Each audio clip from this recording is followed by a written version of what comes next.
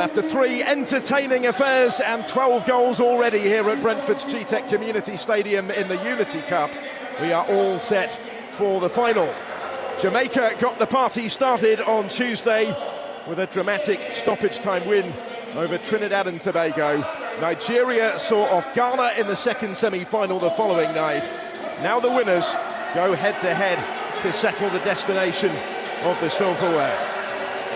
Well, the last time these nations met was also in London. A goalless draw at the Den on a freezing February night in 2009. The scene today is a very different one here on this final day of May. Indeed, 3 of their 6 previous meetings have come in this city, including at the last Unity Cup in 2004. A 2-0 Nigerian victory at the Valley. Now the current generation are ready to go again. The team's in the tunnel. The stage is almost set. That is what they are playing for, with the Unity Cup back on the calendar. Fabulous scenes in the stands. Been a party atmosphere since the third place playoff. We've had plenty of entertainment off the field already, and now the main event is imminent. The Unity Cup at stake in this final.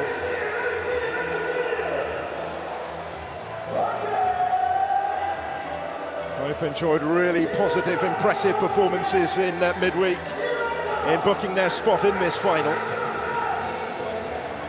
Nigeria, the higher-ranked team, will start it as the favourites, but it's the Jamaicans who have more in the stands. Their fans out in force for this final. Very much in the spirit, though, of the Unity Cup. That is what it is all about.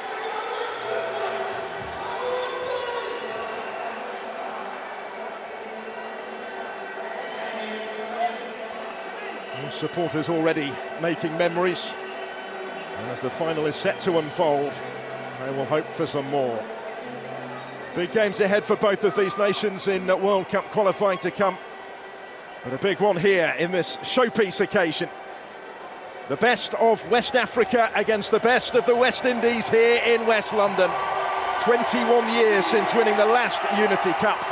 Nigeria are aiming to do so again as the Super Eagles meet the Reggae Boyz. Both impressed in more regional rivalries in those midweek semi-finals. Now comes the conclusion to this Afro-Caribbean contest staged in England's capital. It's the showpiece occasion of an event that's been a celebration of sporting and cultural connections between the competing nations. Fiercely fought on the field, a carnival in the crowd. Both Nigeria and Jamaica will be determined to finish it in fitting fashion by lifting the Unity Cup. The action is on the way after we've heard the national anthems.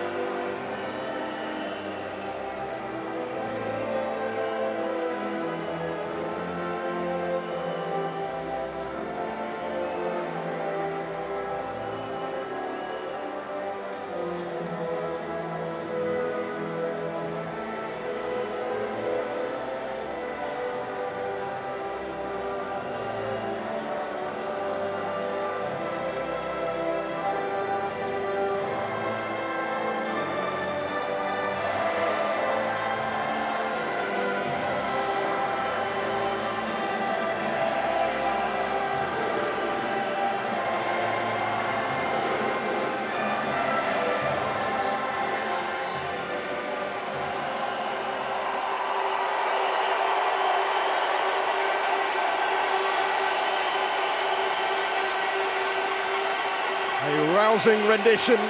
Steve McClaren joining in as well, almost a year into the job as the Jamaican head coach.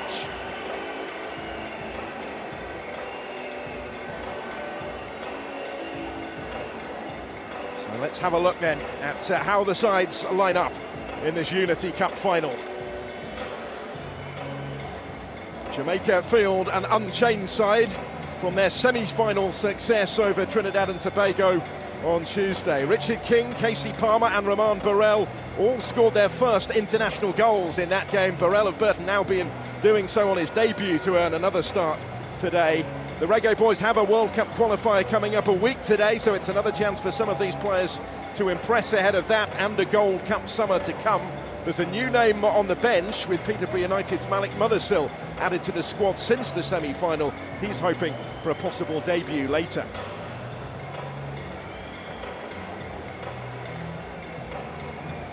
And some contrast, Eric Shell has made 4 changes to the Nigeria team, which started their semi-final win over Ghana. 2 of those are in the back 4, where there are debuts for Felix Agu, a former German under-21 international who's been given the all-clear to make his first appearance for the Super Eagles. Benjamin Frederick does likewise, a late addition to the squad since the semi. He hasn't had to travel far. He's part of the Brentford B team and makes the senior international debut at the GTEC. He started his career at Moses Simon's Academy back home and lines up alongside him today. Simon in for his 80th cap and Nathan Teller for just his second. Ajayi, Daniel, Onyemaichi and Alimi are the 4 to make way to the bench from midweek. Well, he's still very much in the early stages of his tenure. The former manager of Mali, Eric Shell, has had 3 games in charge of Nigeria thus far. 2 wins and a draw. Both these nations hoping for potential World Cup qualification, although Nigeria find their prospects in real peril. After drawing 4 of their first 6 qualifiers, they will resume that campaign early in the autumn. This is one of 2 remaining matches before then, but Steve McClaren will lead his team into World Cup qualifying action a week today in their next fixture in Road Town against British Virgin Islands. As he did at the start of the semi-final, he's opted to take a seat in the stands to start, having sent out the same side that progressed in stoppage time from the spot in that dramatic semi-final against Trinidad and Tobago. Well, we have a Premier League referee in charge today. Stuart Atwell is out in the middle, as he was for Nigeria's win over Ghana on Wednesday.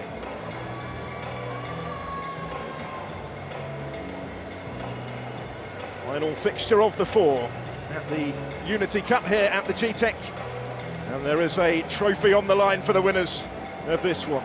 Ghana having seen off Trinidad and Tobago comfortably by 4 goals to 0 in the 3rd place playoff earlier, flanking the Nigerian form maybe from the semis. Steve McClaren expecting an even tougher test today. He was full of praise for Nigeria and their performance in midweek at the pre-match press conference, but he also feels that his side are in a much better position than they were going into Tuesday night. More time on the training field since then. Let's see how both of these teams rise to the occasion. And what an occasion it has been in the build-up. The fans playing their part. Now it's down to the players to try and provide further entertainment, as they have done throughout this competition. And as both bosses have made the point, out to try and win it. It's a friendly really in name only.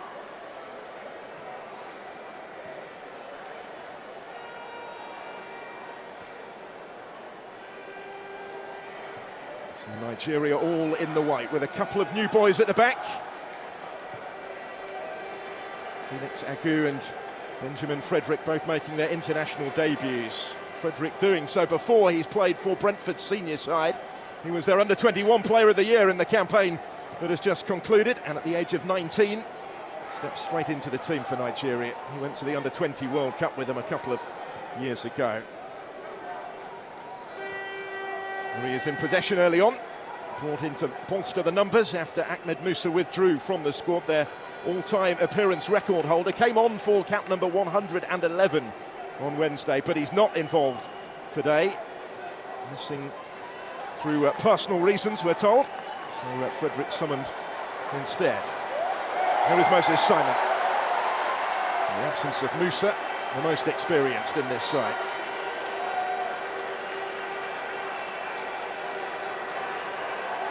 Stopped by Dexter Lembekisa, the right back who's just spent the season on loan in England's League One with Barnsley from Wolves, conceding the early corner. Samuel Chukwueze of Milan is going to take this one. One of the more experienced members of this Nigerian side, not everybody available. And play another friendly in Russia next week, and they will have a number of their more senior players back available again.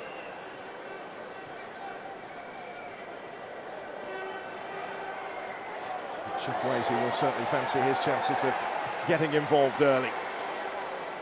Fourth consecutive start for him, for Nigeria.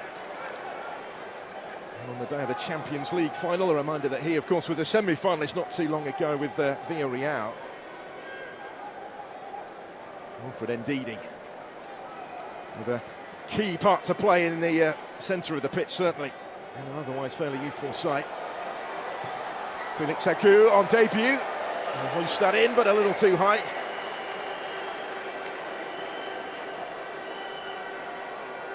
And he was initially called up to the squad only to train with them whilst they awaited confirmation from the German Football Federation that he would be eligible to switch to Nigeria. He has played for Germany at under-21 level, but he only did so in a couple of friendlies. So there was nothing standing in his way of a switch of international allegiance. A player who made 22 appearances in the Bundesliga this season. Thrown in at the earliest opportunity, really, this week by Eric Schaut.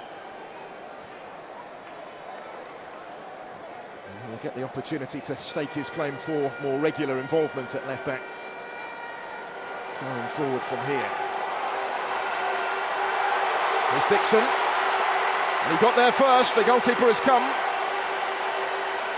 And it is a little relieved, I'm sure, that Kaheem Dixon was forced wide by Felix Agu. Still work for Ogbu to do.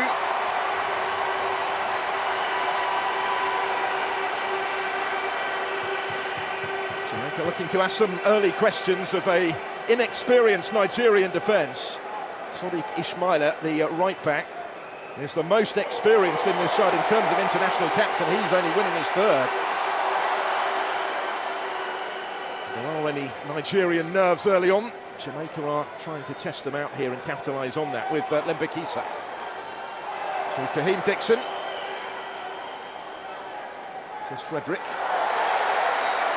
And barged off the ball by Burrell.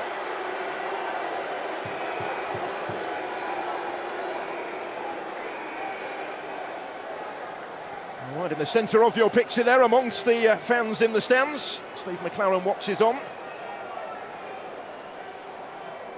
One of his big ambitions, he said when he took the job, was to bring Nigeria to play an international back in his home nation. He hopes his return to international management will have a happier ending than his first foray. Once before have Jamaica reached the World Cup finals, but that is very much on their agenda. And this game a big part of the preparations for the matches to come against British Virgin Islands, and then at home in Kingston at the office to Guatemala a week Tuesday. Currently level on points with the Guatemalans, a couple of games into the second round of CONCACAF World Cup qualifying. It's a slightly different format this year because, of course, 3 of the CONCACAF nations are through automatically as hosts. And Nigeria advancing with options in attack. And the pressure there was John Russell, but he did well. Frederick will reach that. Just ahead of Romain Burrell. Scored a lovely goal on debut. Improvised finish from close range with the overhead to open his international account at the earliest opportunity. Moses Simon well advanced here. 2 or 3 in the penalty area wearing white. And will have to settle for the corner.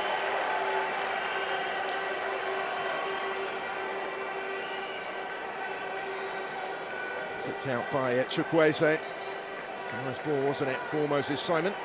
the 8th most capped player in Nigeria's history, winning number 80 tonight. He's brought up 200 appearances for his club side Nantes. He might be without some star names, but they still have experience to call upon in this squad.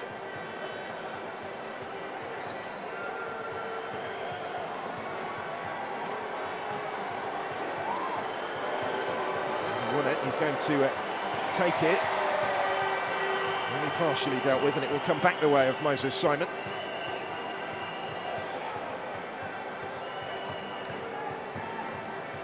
Felix Akou. Sadiq Ismaila, who set up their opening goal against Ghana in the semi-final. Lovely running cross down the right-hand side. And it was just his second cap. Simon again, to try and link with Chukwueze. Did well to reach there. Almost went beyond the byline, but instead he was able to call Shakan Davis into action.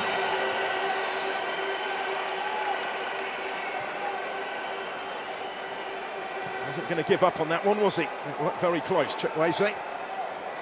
Well claimed by Davis in goal.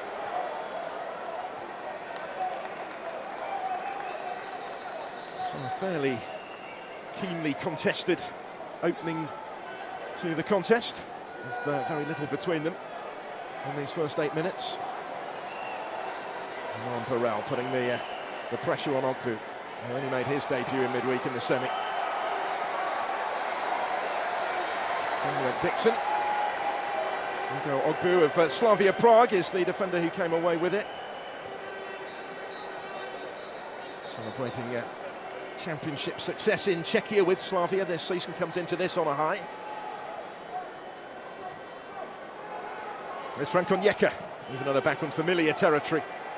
He is a Brentford player, despite spending last season out on loan in the Bundesliga at Augsburg.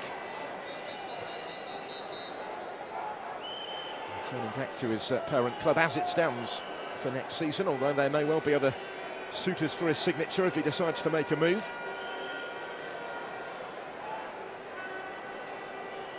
Wilfred Ndidi resuming that partnership that they forged to great effect against Ghana. It is Ndidi that plays it forward here, looking for Cyril Dessers. Humps it on towards Simon, who scores! Didn't take long. Nigeria in front in the final, thanks to their skipper Moses Simon. In the right place to apply the finishing touch there. After some good work from Cyril Dessers, who opened the scoring in the semi and has turned provider this time.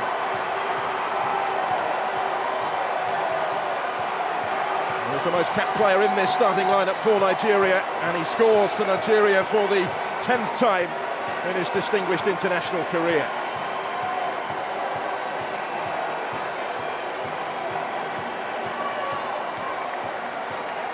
Came from halfway. It was close to offside, wasn't it, against Cyril Dessers, who delivered dangerously, and Simon was just first to react, really, reaching it ahead of Lembekisa and applying the finishing touch, having done so right into the corner. William Davis in goal, no chance of reaching that, despite the proximity of the player in front of him. So advantage to the Super Eagles already. A role reversal is going to be required by the Reggae Boyz, who went 2-up against Trinidad and Tobago in their semi-final, only to lose that lead and re-establish it in stoppage time from the penalty spot.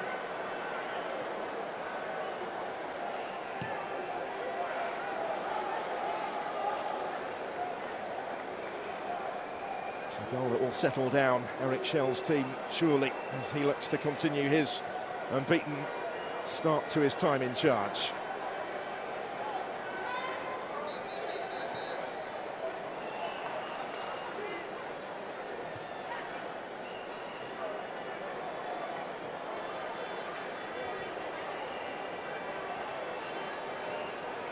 Ismaila back to Benjamin Frederick. Openings again for Nigeria here, just wasn't quite able to pick the pass through the middle as intended there, Chukwueze. So So Jamaica will take their turn to attack instead with Ronaldo Cephas. Really dangerous ball in, Davis arriving and touched in by Kaheem Dixon. 1-1. And a huge roar greets the rapid response from the Reggae Boyz.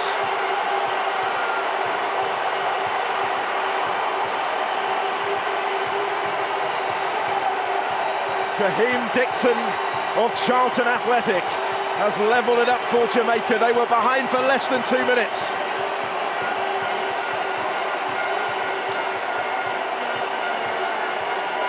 Owed much to Cephas. He won both of their penalties in the semi-final. He was the main threat again here, down the left. Strong surge and a really dangerous ball in. It was just in front of Burrell, but Dixon beyond him was able to apply the finishing touch.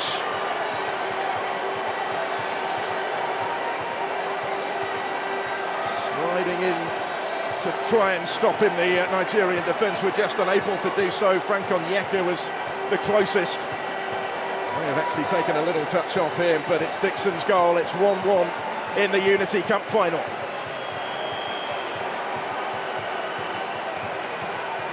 He just made his way down to the touchline at Steve McLaren, greeted by the goal, and it's all square again.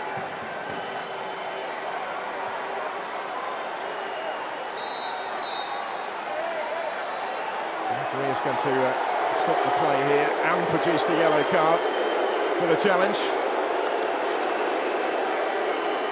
An eventful few minutes for Kaheem Dixon. And he just scored his third international goal to get Jamaica back on terms. He's now come into the book.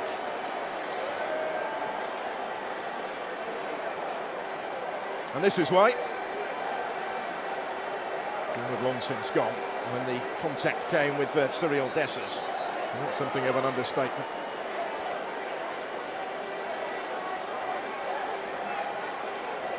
Referee Stuart Atwell was right on the scene and produced the yellow card for Jamaica's number 9.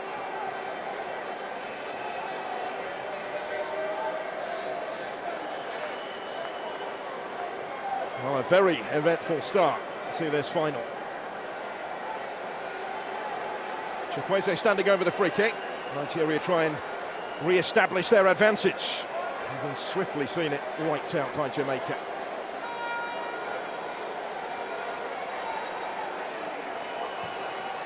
And work it wider for Simon. Chukwueze who took it. Moses Simon, scorer of their opening goal, trying to create something for them here. 120 up there, but it should be the goalkeeper's ball, and it is. Good take by Shakan Davis. He's winning only a third cap tonight. There's currently a vacancy in goal with Andre Blake not part of this squad, their regular number 1 because of injury. Davis got the nod in midweek and did enough to keep his place today. Both his backups on the bench are yet to win a senior international cap. It's a position in which they are currently lacking any real experience. This has been pretty busy early on.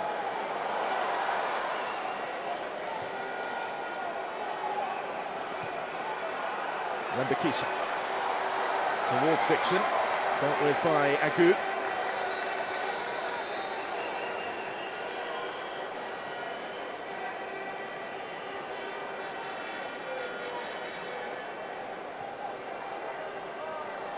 Lembekisa could keep it in, but no more than that, although possession is presented back to him here. Touch in there for Isaac Hayden as well. Now Dixon.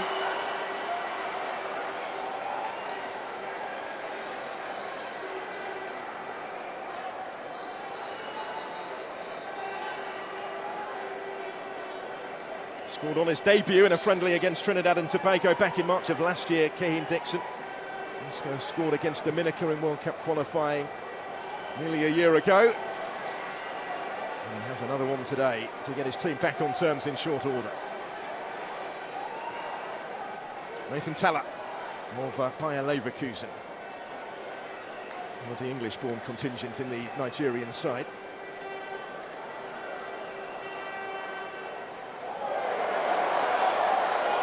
Completely done Chukwueze looking for Dessers. Richard King's gone with him. Chukwueze again. It's a strong run. And again, it was close to having crept out of play. The referee indicating it didn't, allowed it to continue. Jamaica forced to clear it, where Ramon Burrell was the only target for them.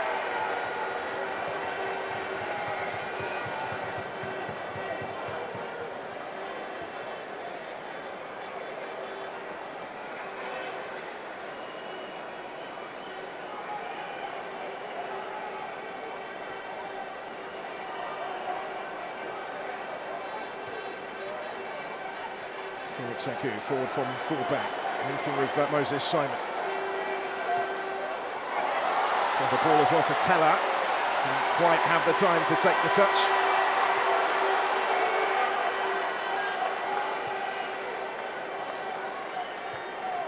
It's just settling down again a little bit, isn't it, after the flurry of activity, the trading of goals in this final. Which, by the way, just to remind you, if it is level after 90 minutes, will be settled by a penalty shootout.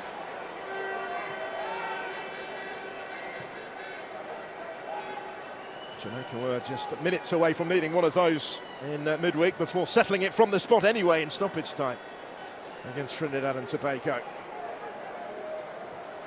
Chukwueze, he's at the centre of everything at the moment, looking for Simon.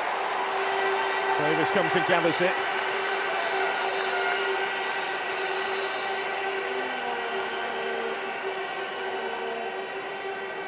How they have embraced the occasion. The Jamaican supporters enjoying the day. The weather helps as well, the sunshine out for finals day. And it's been a really bright start on the field from both. And Bakisa, that was risky. Very little time for Davis. And he found Cyril Dessers almost on top of him straight away.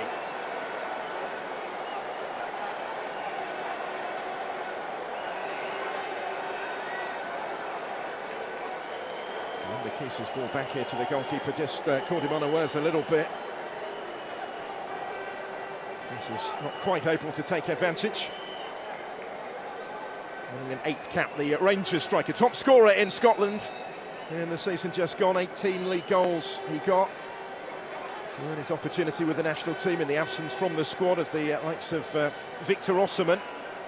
He's one of the more notable names available at the moment. Just responded with that opening goal in midweek. He's yet to win a cap actually in a competitive international. All 8 of them have come in friendlies. He's given away. Here's the goal scorer, Kaheem Dixon.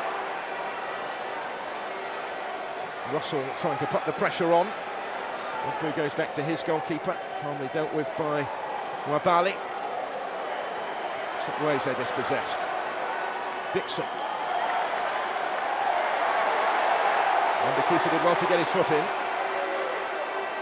And has it back again here. Dexter Bakisa forward towards Burrell. Nearly for Casey Palmer.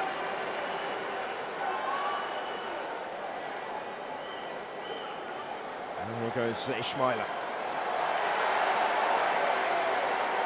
He's certainly got plenty of competition for that right-back role, but is currently in possession of the shirt in this squad in the absence of the likes of Ola Aina and Bright Asai Samuel. They will come into the squad against Russia next week. Let's have a look at the possible penalty appeal from a couple of minutes ago. It would have been harsh, I think, against Richard King as Chukwueze cut it back. Chukwueze doing well to keep it in play. The questions were asked of the referee, but he waved it away straight away.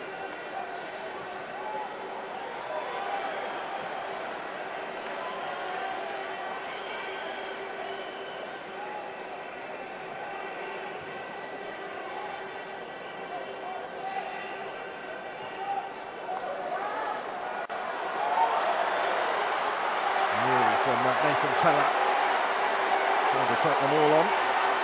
He stayed down at the end of that as Jamaica come clear with it. The referee again letting it go, allowing the game to flow where possible. Moses Simon. Over for Onyeka, back for Simon again.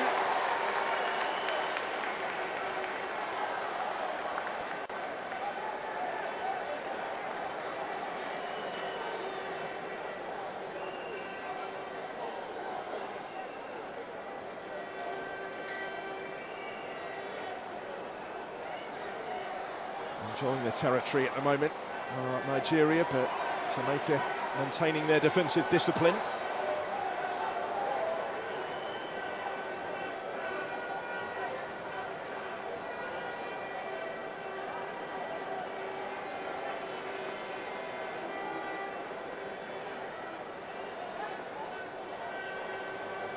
And Bakisa looking for options. They are just being pinned back a little bit, the Reggae Boyz at the moment. They only had 1 day's training, said Steve McLaren before their semi-final, so he's been able to get to work with the players on the training ground since then. Watching on in the stands, amongst many alumni today, Chris Hughton, former Ghana manager, of course. They were winners earlier in the third place playoff. Here's Dessers for Nigeria with a side of goal, and then does get the shot away. The goalkeeper can't hold it, but is able to grab it at the second attempt. Shekham Davis is grateful. Dessers, who posed the danger initially. Holgate held him up, but ultimately couldn't prevent the shot from coming in. And he got down smartly second time around, did Davis, at the feet of Nathan Teller.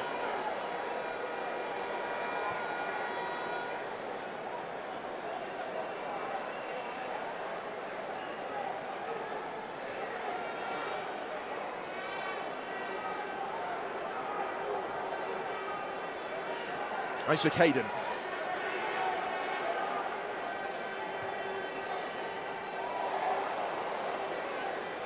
Forward by Richard King, but straight through towards Wabali. He's cutting a frustrated figure a little bit at the moment. McLaren, his team haven't pushed on since getting themselves back on terms. Currently holding what they have, as we go beyond the midway point of this first half of the final.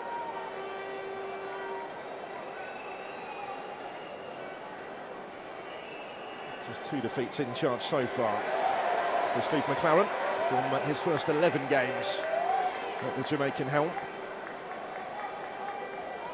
Signed a 2-year contract at the end of July last year.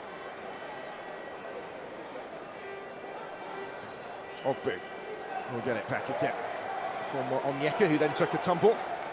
Now Frederick. Initially joined Brentford on loan a couple of seasons ago. Made that permanent. And impressed as their under-21 player of the year. A big step up to senior international level today. His proximity played a part in the late call-up. He's gone straight into the starting lineup. There's Simon, just about settled for that, had to settle for that really, up against Bakisa, who stood his ground. But he's got his goal already. And he's assuming set-piece responsibility once more as the player who's taken over the captain's armband today. Scored for the first time for Nigeria since the friendly against Mozambique. October of 2023. Nothing came from the corner. Nigeria, in maintaining possession, will revert all the way to their goalkeeper. There was talk before the game that Stanley Wabali's been the regular recently.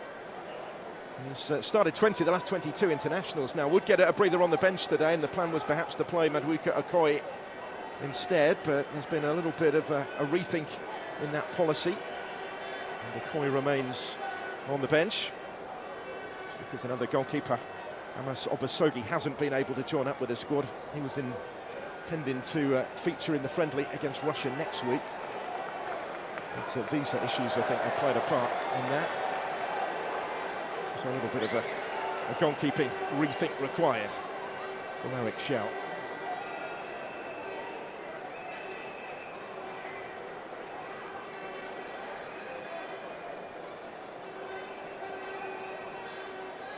There's not too many options immediately available to Lemba-Kisa here.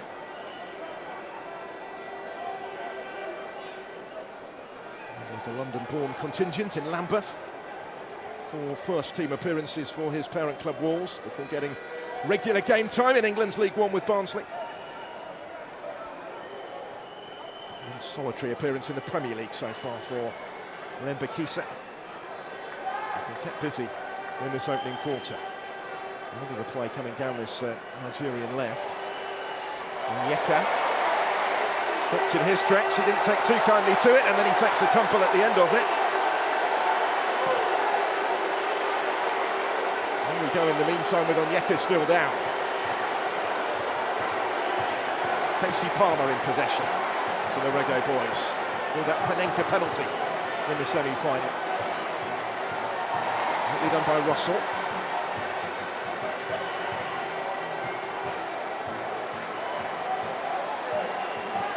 Of Lemba-Kisa with Barnsley was Jonathan Russell this season. Onyeka has still stayed down. And the ball now running out of play is going to get the opportunity to receive some treatment. With Richard King up against him. He's continuing the conversation with Cyril Dessers.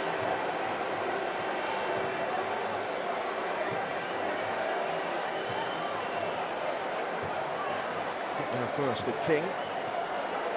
What followed after releasing the ball that Onyeka was unhappy about. This angle might clarify. It wasn't an awful lot in it, just steps into him a little bit maybe. He wasn't too happy with that. Eric Schell. We head for the half hour, the opportunity for both sets of players to take on some refreshment, take on some instruction as well, because this is very finely balanced right now. Big fan of Richard King is Steve McLaren. He singled him out for praise after that semi-final. He's one of the domestic-based players as the centre-back. Won the Premier League title with Cavalier just last week. And McLaren says he's somebody that will get better whatever level he plays at. He's capable of stepping up and maybe suggesting that an English club could take a chance on him. He'd recommend him to anybody, said McLaren. So let's have a look during this break in play at what we've seen so far on finals day at the Unity Cup. Nigeria getting themselves in front. Dessers ball in, dispatched by Moses Simon. But the lead did not last long. 1-1. Kaheem Dixon on the end of the ball across from Ronaldo Cephas. Just getting to it ahead of Onyeka. Levelling the scores in short order. That's the way it stays.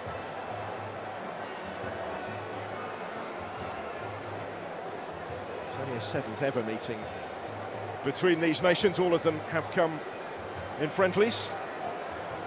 Half of the previous 6 have come in London.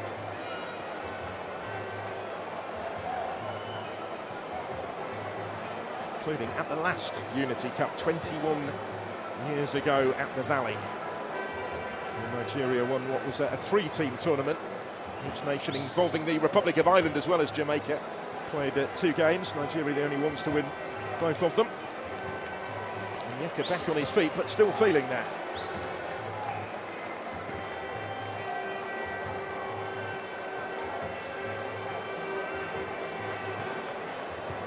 The 31st cap tonight, Frank Onyeka. He was a regular in the Bundesliga for Augsburg. They fell short of their target of European qualification, but they started their last 16 games of the Bundesliga season. He got what he was looking for in terms of regular first-team football, which wasn't happening for him here at the GTEC, more latterly during his time with Brentford. He has played 78 times in total. Familiar figure in front of some of these fans. There he is back involved again now.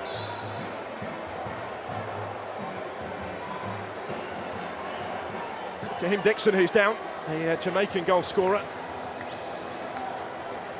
The clash there was with Felix Agu. And Kisa's ball. Neither of them able to reach it. Felix Agu standing his ground, Dixon going down. Well, he did go to the Copa America last year with Jamaica, Kaheen Dixon. He came off the bench in all 3 of their games at those particular finals, which they contested for the 3rd time in their history, that CONMEBOL event. But it's the CONCACAF Gold Cup that will be the focus of their attention later in the summer.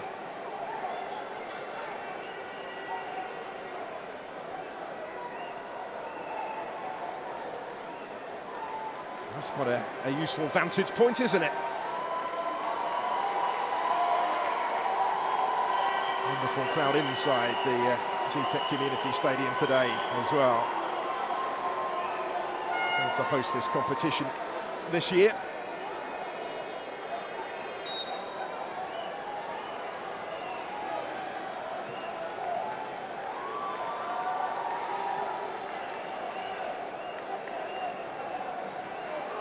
Temporarily down to 10. And Jamaica under some pressure now at the other end. Mason Holgate across to try and deal with that. Dixon making his way back on now after that period of treatment.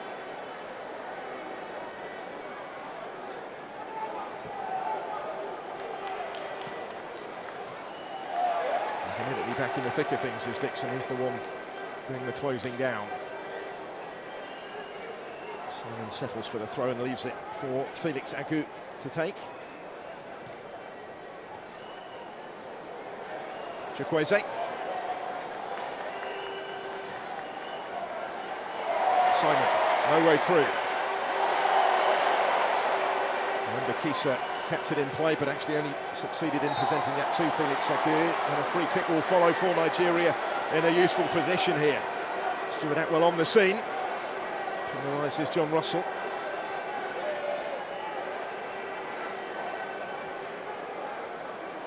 He almost paid a price for keeping that in play, did Lemba Kisa. Nigeria may still fancy their chances of profiting from this situation. Some organising for Davis to do in goal. He was part of the Mount Pleasant side, beating it in that Premier League playoff final by Cavalier last week. Will he be required here? Simon and Chukwueze stand over it. It's going to be Moses Simon to take it. And flick behind for the corner. Couldn't really take any chances with that. Mason Holgate did get a touch to it.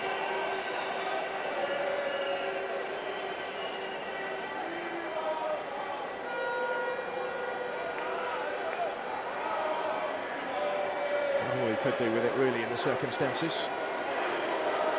He'll be heading back to Everton after his loan spell with West Bromwich Albion, although he'll be in the last month of his contract there. Here's the corner. Came the way of Nathan Teller, but he wasn't able to bring it under his spell. Keeps it in play though with a tussle on the touchline. And a tumble from Teller, no free kick given, and Jamaica will counter instead. With Sifas has covered good ground here. Burrell calling for it, Dixon was as well, but he was stopped by Felix Agut. Cross didn't come this time from Sifas.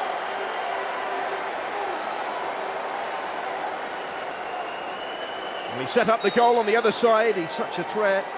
Saw that in midweek as well. 16th cap for Ronaldo Sifas of Ankara-Gucci in Turkey. Scored 8 goals for them in the Turkish second tier this season, in suffering actually a second successive relegation. But there is a card on the touchline. It's for Eric Schell, taking his complaints a little too far. One or two decisions gone against his side that he has taken issue with. And that's maybe one too many for Stuart Atwell's liking. So the boss into the book.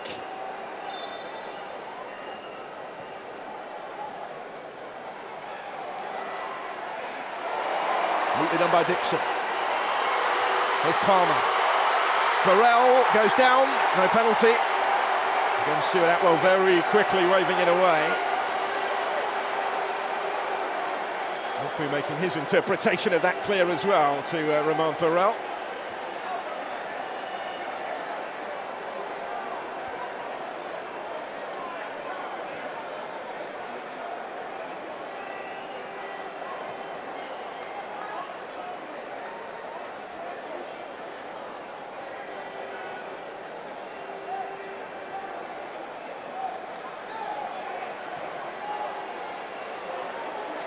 Lemba Kisa. Here's Dixon. Ndakisa continuing his run. Stopped by Agu. Touch for Chukwueze. Simon. More space to surge into, but he couldn't find a way beyond Richard King.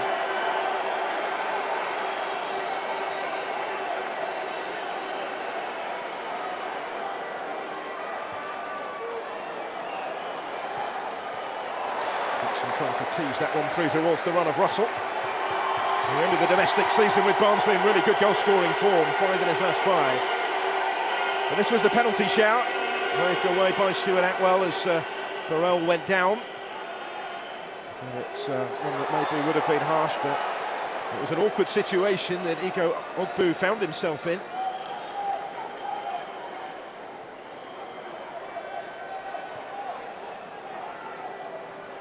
Quite going according to plan, is it, for Nigeria, having got that early goal, take back so swiftly, and as yet they've been unable really to reassert their authority.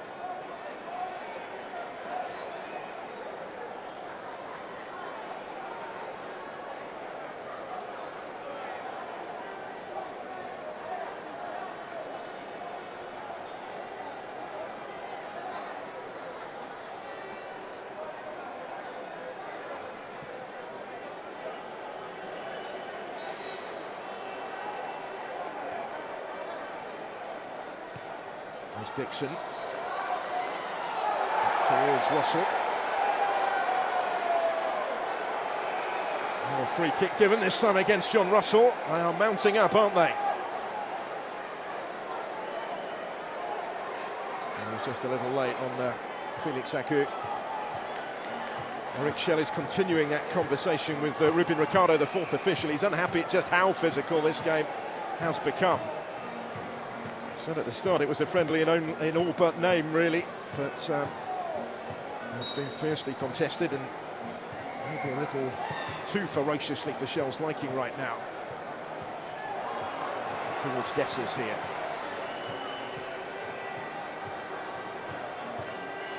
And it shows just how much this match means as well. It's another late one. But Ndidi on the receiving end, and this time there will be a card for John Russell. He's had a couple that the referee's let go, so no surprise really that he's gone into the book.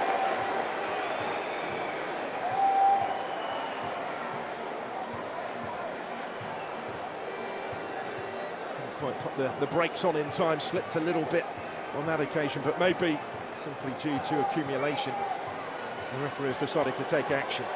There's confirmation of his yellow card. We head towards the final 5 of this first half. Chukwueze with the free kick, just over everybody's head. Ogbu was the closest really to reaching it, without being able to do so. And he's been on the move, hasn't he, Steve McClaren, throughout this first half. Up and down to the touchline and back.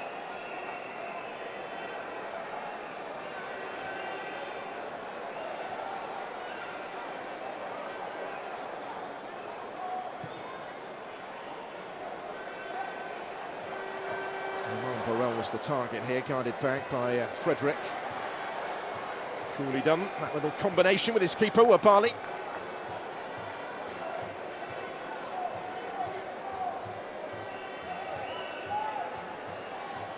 Ogbu, highly rated centre-back, he's had a good season with Slavia. Now enhancing his reputation further on the international stage. Someone who says he grew up watching videos of Taribo West. Taking inspiration to eventually take his own place at the heart of Nigeria's defence. Onyeka sweeping it wider. And Moses Simon.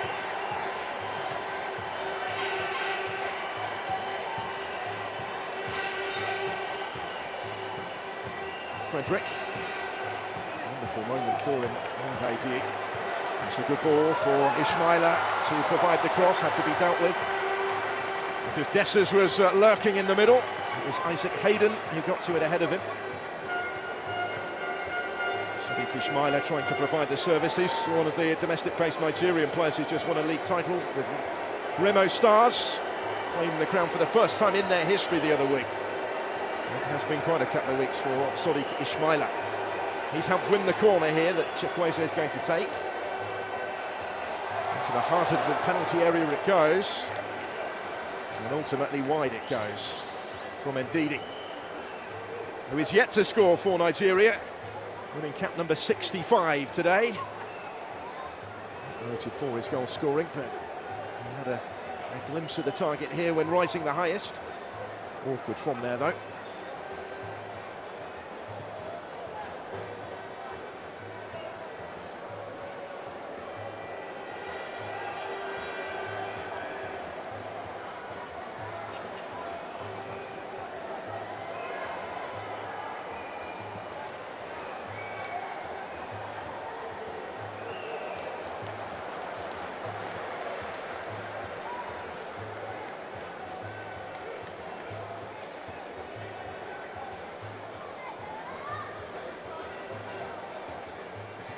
Ndidi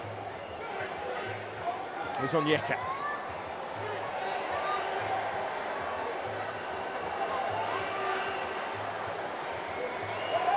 So the target with back to goal. He was looking for something spectacular, I think, there. Nathan Teller didn't quite come off for him. That one will be cut out by Ogbu. So they got it back again with Felix Agu. And with Moses Simon.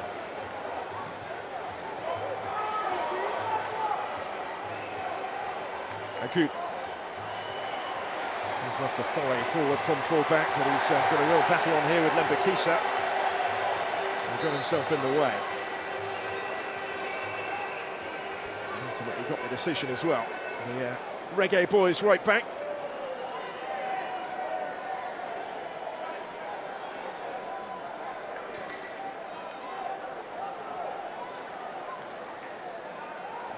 Taking the opportunity to watch on at the GTEC, the Brentford contingent.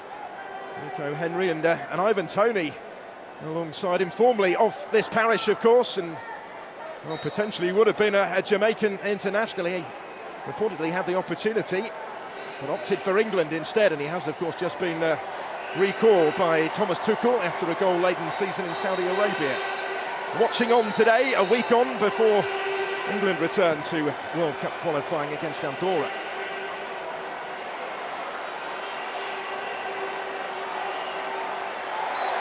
Casey Palmer coming under pressure.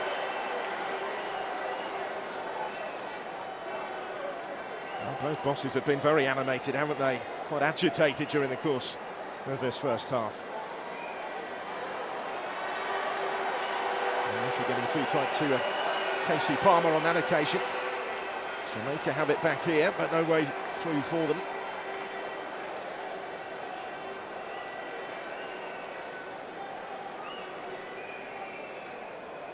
Last minute of the first 45.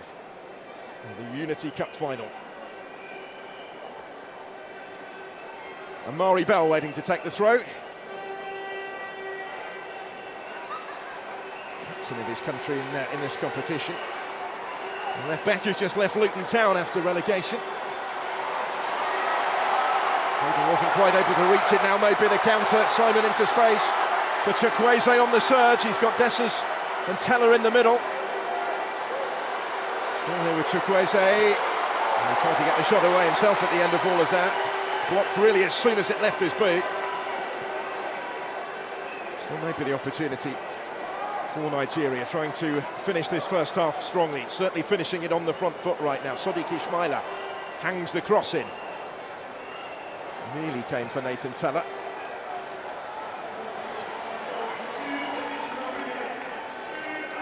We're going to 2 additional minutes at the end of the first 45.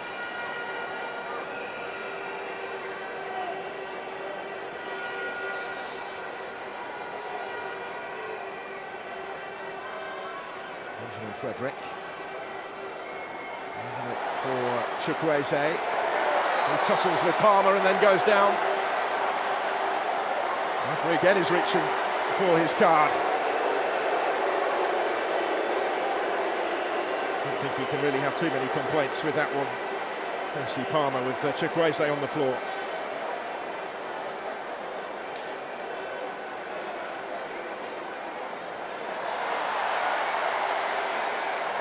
Swipe at it, didn't he? And tempers are beginning to boil over at the end of the first half. They maybe need the interval just to cool it down again. a little bit here. Chukwueze now back on his feet, taking real issue with that. There's Caden stepping in to try and play the role of peacemaker, really, as Casey Palmer is ushered away by teammates.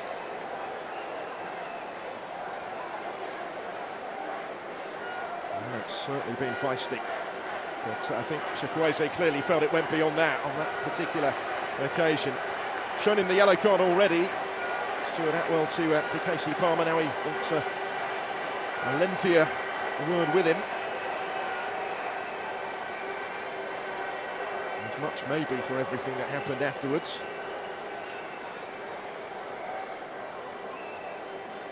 It was a nasty one, wasn't it, looking at that? And then there was a bit of afters exchange between the two of them. That's what the referee's now been talking to Casey Palmer about, and having just picked up that yellow card, he has to be very careful here. Chukwueze furious. He certainly needs half-time. And it maybe gives Steve McLeod a decision to make, whether he reappears for the second half.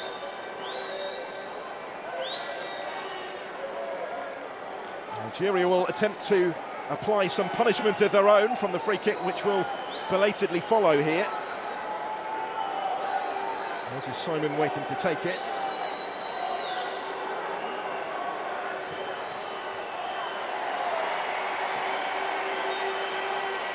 Cleared away as far as Dessers, and that will be the half-time whistle. So there's nothing to separate them at the interval. And it has been acrimonious on occasion. It's been feisty, certainly. And there are further views being exchanged as the teams head for the tunnel. Plenty to digest after that. 2 goals scored in quick succession as they traded blows. Gahan Dixon coming up with the swiftest of equalisers for Jamaica, just a couple of minutes after Moses Simon had put Nigeria in front. They weren't able to build on that lead though, courtesy of Dixon's goal. Jamaica head for the tunnel on terms. The Nigerian players staying out there at the moment, they have more work to do. They will feel in the second half if they are to lift the Unity Cup once again, as they did when it was last held 21 years ago. A show of unity from those in white at the end of the first half of the final in the Unity Cup. But more is going to be required by both. Simon's goal set them on their way, but the response was rapid from the Reggae Boyz. And they will believe as well that there's going to be more in it for them in the second half. We shall see, but at the break at the GTEC Community Stadium in this Unity Cup final, it is Jamaica 1, Nigeria 1.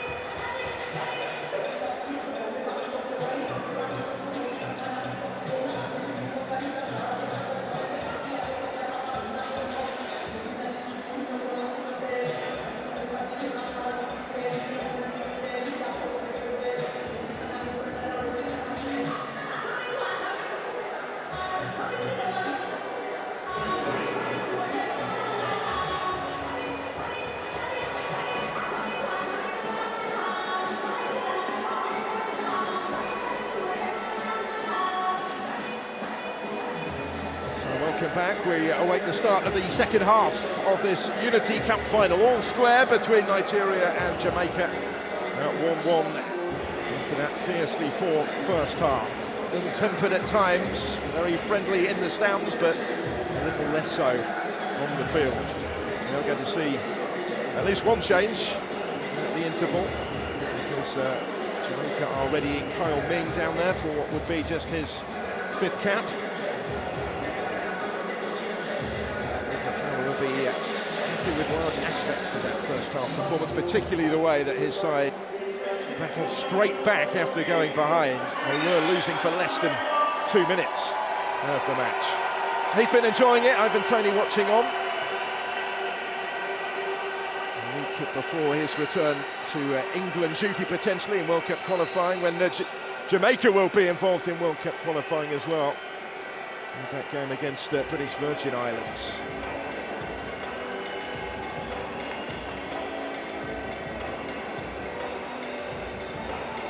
Beaten early was Davis by that goal from Moses Simon, just 10 minutes in. His team straight back on terms. The change is going to happen at right back. Dexter Lembakisa is the player who has made way for Kyle Ming, another of the domestic-based players of Mount Pleasant, who lost in that Premier League playoff final the other week.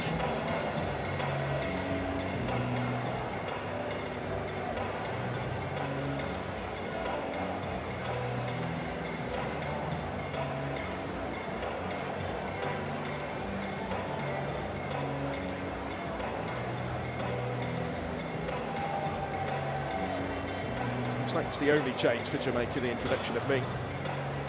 Cap number 5 made his debut in November of 2023. Was involved in the February friendlies against Trinidad and Tobago. His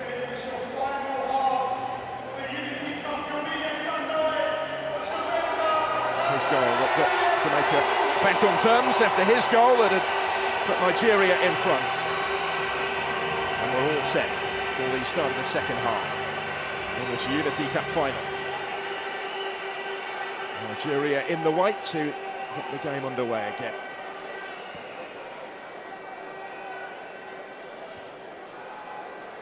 Shell has sent the same side back out there. There will be changes, I'm sure, at some stage in the second half. Just the one made by Steve McLaren so far. Well, it was a busy first half, wasn't it, for Stuart Atwell, and the second has started in similar fashion. He's been involved already again. As the official here and awarding another free kick. This time it's Felix Agu who has stayed down. So they needed, I think, that half-time interval just to allow tempers to cool a little bit. But it's picked up in similar fashion.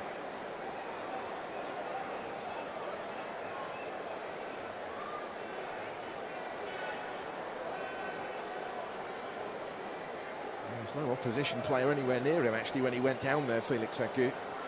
He's the one receiving treatment. Did have to wait to get confirmation that he was eligible to play in this competition. That status was in doubt when the squad was selected, so he was invited initially just to train with them. But that clarification came in time for the semi-final when he remained on the bench against Ghana, but I think the likelihood was always going to be, if available, he would start today and make his debut, and he will hope that it doesn't end early here through injury.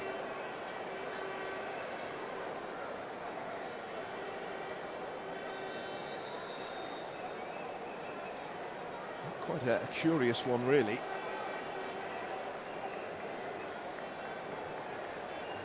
He's going to try and run it off.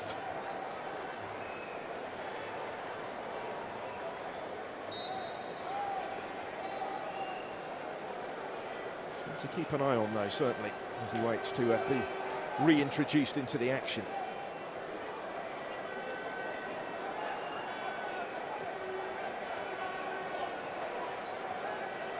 He's back in 2019 when he won the first of his 2 under-21 caps for Germany. German-born player. He'll get himself back involved straight away here, albeit briefly dispossessed. Started the last 11 games of Werder Bremen's Bundesliga season at the end of the campaign. He scored 3 goals in the German top flight. Felix Agu. Looks to be moving fairly freely now. He's making good ground actually down that left-hand side, calling for it. Nearly got it as well. And stepped Kyle Ming. His first notable involvement since coming on at half-time was to reach that first. Deal with the immediate danger, but Nigeria have it back. And Wilfred Ndidi. Well, Benjamin Frederick. Moving for Chukwueze.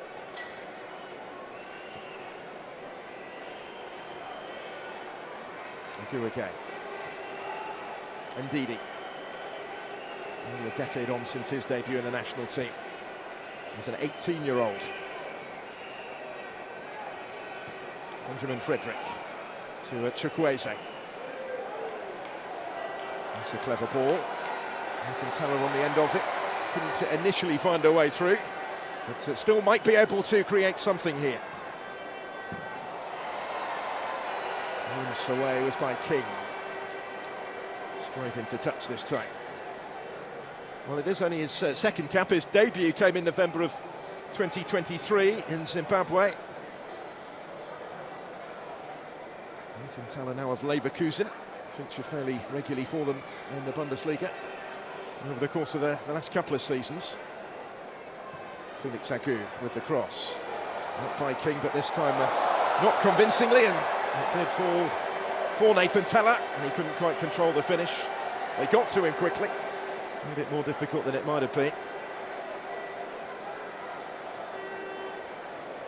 It's a player born and grew up in Stevenage, but of Nigerian descent. 10 years he had in Arsenal's youth ranks before signing professionally at Southampton.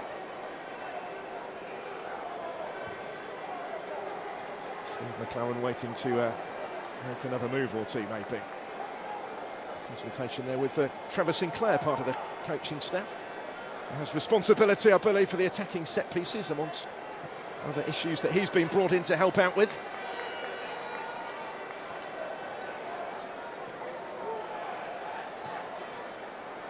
There's Ishmaila. Nelson Holgate. He's caught us as he attempted to complete the clearance, and he has got the free kick. We'll be looking for a new club in the summer. Mason Holgate would have contracted Everton after that season's loan in the Championship with West Bromwich Albion, where he was a teammate of Semi Ajayi, who begins on the Nigerian bench today. Also looking for a new club after 6 years at the Hawthorns. There's Casey Palmer of Hull City. Burrell making a run. The goalkeeper had read the danger. Barley gets there first. As I mentioned, he's very much the first choice goalkeeper at the moment, Stanley Wabali. He plays his club football in South Africa with Chippa United.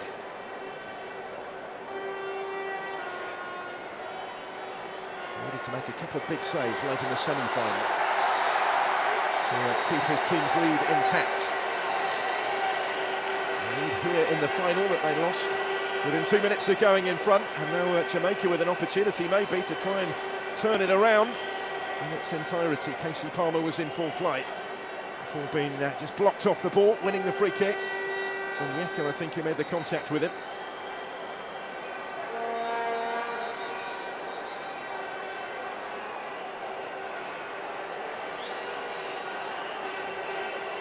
Favourable angle for Casey Palmer. His Panenka penalty was his debut Jamaican goal on Tuesday. It was his 14th cap. Having won the free kick, he's the one standing over it. Barley organising that wall. It's done its job. Stuck straight at the wall, really, by Palmer. Back goalwards by Hayden, and gathered up by Wabali, made it his decisively.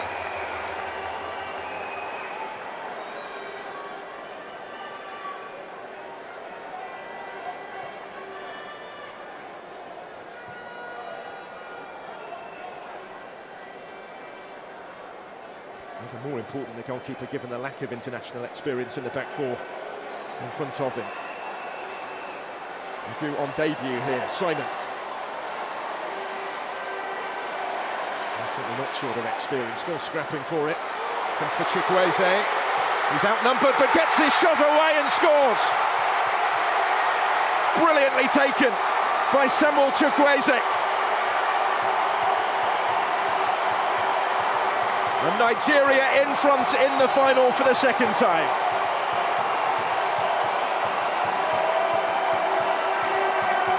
Well, he's been at the heart of most of their attacking play so far. And now he's come up with a finish as well. His 7th international goal. Samuel Chukwueze of Milan with a moment of quality.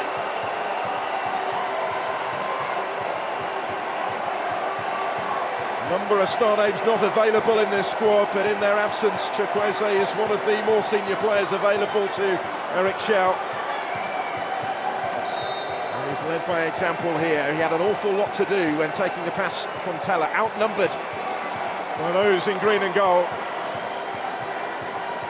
But he dispatched it decisively, set himself, arrowed across the keeper and into the far corner. Super Eagles ahead again.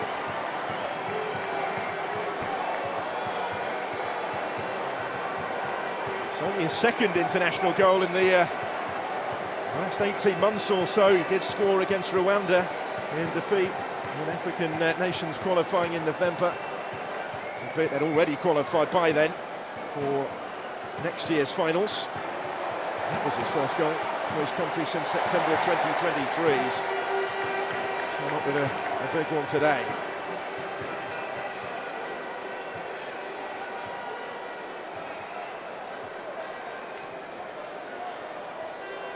Now the challenge for Nigeria is to hold on to this lead for longer than they were able to last time around. Make it count more than they could manage last time.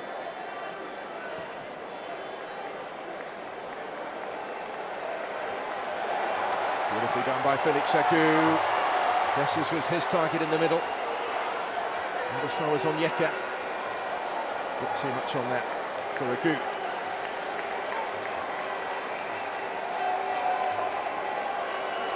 Having a bit more to say going forward, isn't he, in the second half?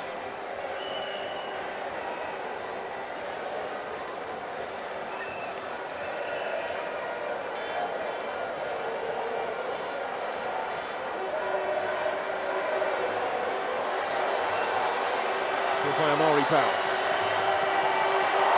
Cephas had continued his run, comes his way, and stepping in brilliantly to deny him was Frederick. And look at how he's congratulated by his goalkeeper. Good moment on debut for Benjamin Frederick. He did really well here.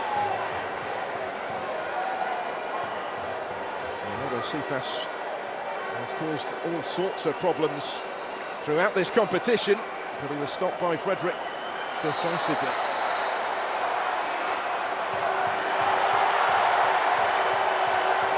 And it's all going on again as they wait for the corner to come in. Well, the spirit we've seen in the stands at this Unity Cup hasn't necessarily been reflected on the field at times in this feisty final. Underlining just how much they want to win it, though. How much this means out there. It's a fine line right now. The referee has got his card out here. The ball is going to go into the book, I think, after this lengthy lecture.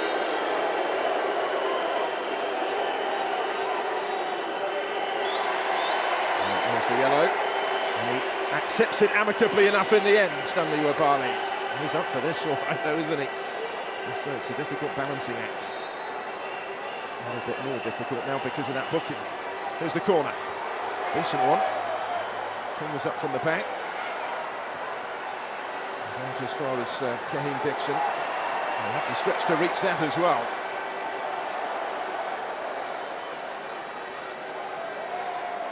Did well to keep that in, showed good strength, and hold on to possession in the process.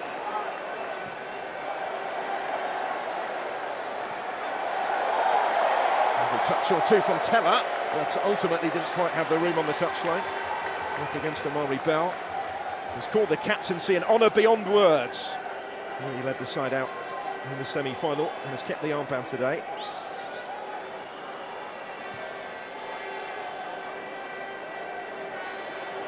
Coach was booked, of course, in the first half as well, Eric Sharp, and his goalkeepers joined him.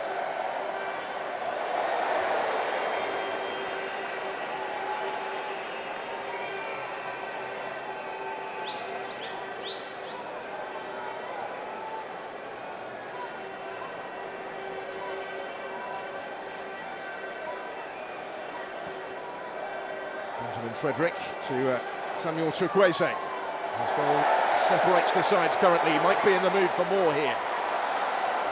Centre turn provider this time, but that was dealt with. Russell forward towards Burrell. Frederick again was there first. He's really grown into the game, hasn't he? Hadn't been expecting to play at the start of the week. He wasn't actually even in the squad at the start of the week.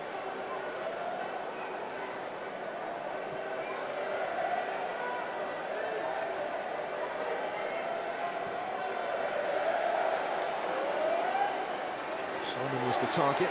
Jamaica readying changes. John Atkinson is going to come on shortly, and so will Malik Mothersill.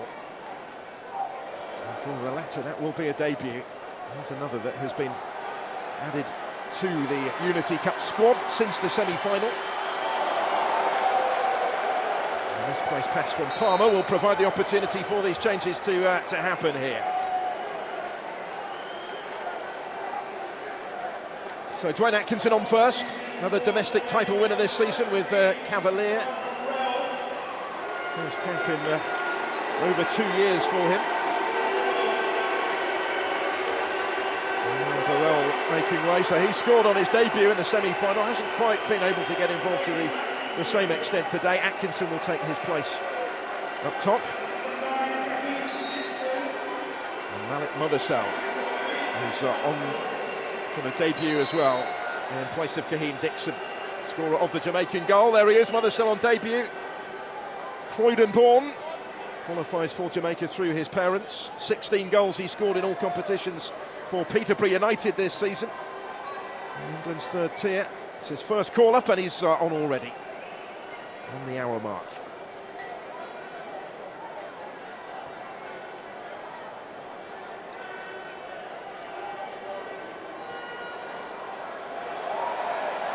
This is going to come the way of Nathan Teller.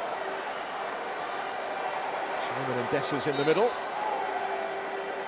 And their presence not required on this occasion, to the frustration of Teller.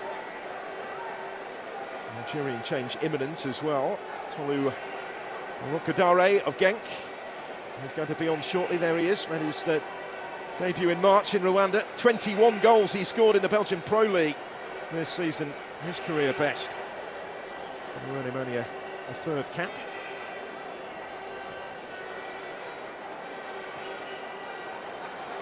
A change is always likely at this stage of the game, regardless of the scoreline. And the flick is by Chukwueze, nearly for Dessers.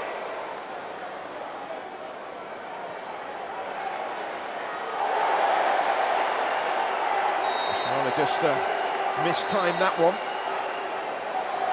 It's going to cost him the card as well here. Jamaican bench was straight on their feet when that challenge came in, and Sadiq Ismaila has gone into the book.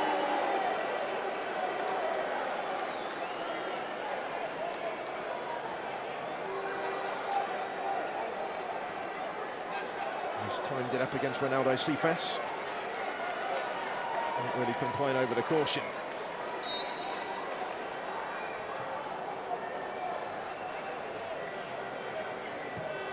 So right back into the book.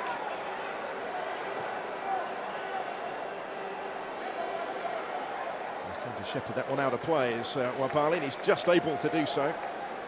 Only just able to do so in the end.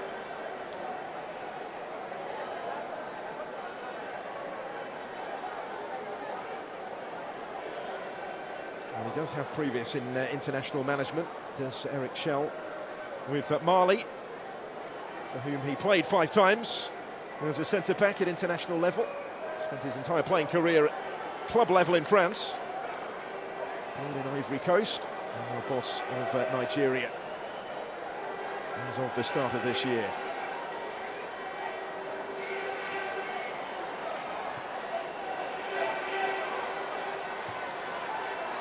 By King, here's Cephas.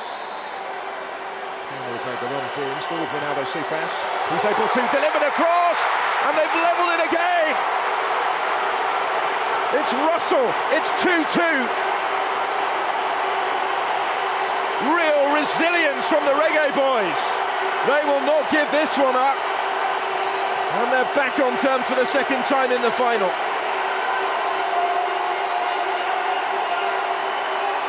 John Russell of Barnsley with the equalising goal. From right in front of goal, but once more, big part played by Ronaldo Cephas. He's the one that made it. Another dangerous delivery. Just asking for it to be finished off. And just as Dixon did in the first half, Russell does the honours this time. All square again in the Unity Cup final. Only the second goal and only his 6th international cap for Jonathan Russell.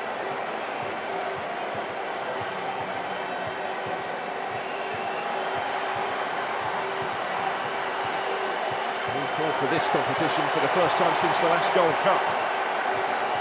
And he did score against St Kitts and Nevis a couple of summers ago. He's given them something to shout about again here. But once more, it was all about Cephas really in the creation of the opportunity. So Nigeria make this change. They were going to make it anyway when they were 2-1 in front. The situation has shifted somewhat as Nathan Teller makes way to be replaced by Tolu Arukarade. For that goal-laden season with Genk, he's hoping to take that sort of form onto the international stage here. Might mean a little bit of a reshuffle as well. Dessers, you'd imagine, will go a bit wider, although they could play now with 2 up top. But they need a 3rd goal to get themselves back in front again. Twice they've led, but it's not been enough.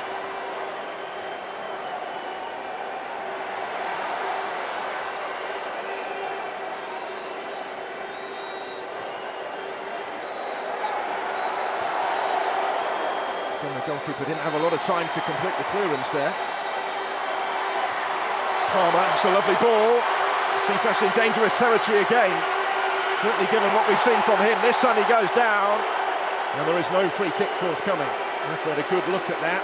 Really quick to wave it away. So the counter-attack. Arkadare. Bessie slips it back through to him. Arkadare almost with the instant impact there. There's a big block to deal with the initial danger. But Nigeria will come again with Chukwueze. Not only as far as Onyeka. There's this Simon to Felix Agu. Really good game now. They're both giving it a real go. Chukwueze, in keeping with the rest of this competition that has provided us with fabulous fare this week. This one heading for its closing quarter is right in the balance again. Benjamin Frederick. Ishmaila. Reminder, only 3 caps across the Nigerian back 4 before today. Well, maybe Jamaica have capitalised on that inexperience a little bit at times. They've done so with real quality. Here's Cyril Dessers though. Didn't quite have the room to forge your way through.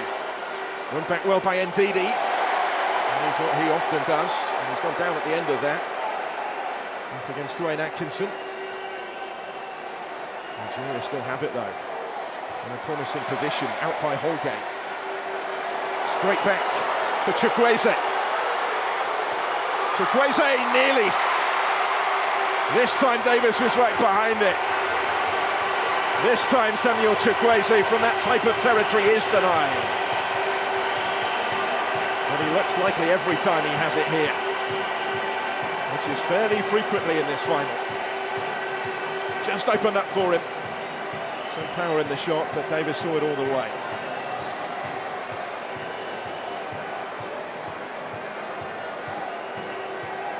It's an excellent challenge in here just moments earlier as well. Shut the door on the substitute. Rocadare. Casey Palmer.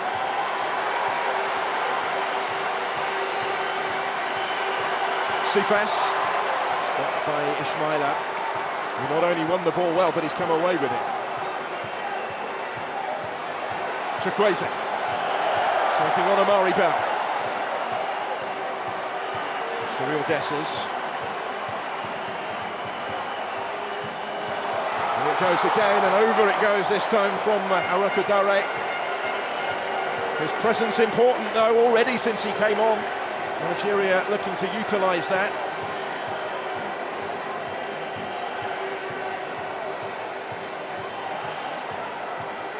Got to it first, but it was always clearing the crossbar.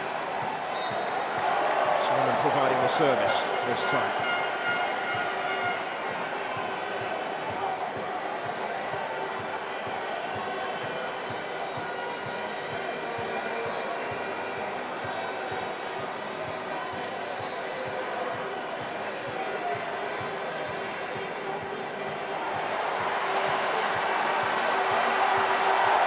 On the move, rangy run, wanted to take the free kick quickly.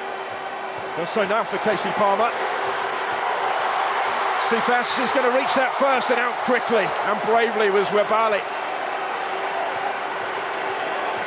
to deny the danger man. Ronaldo Sifas is causing Nigeria all sorts of issues right now though.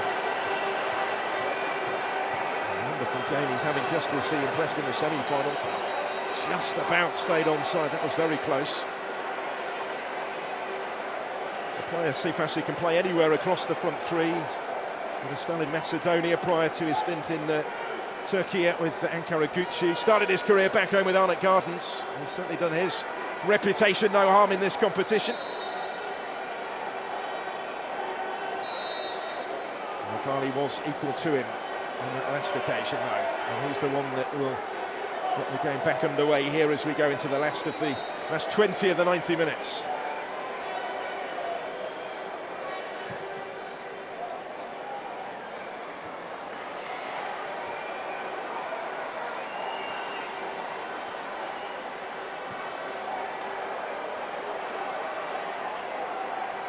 Amari Bell.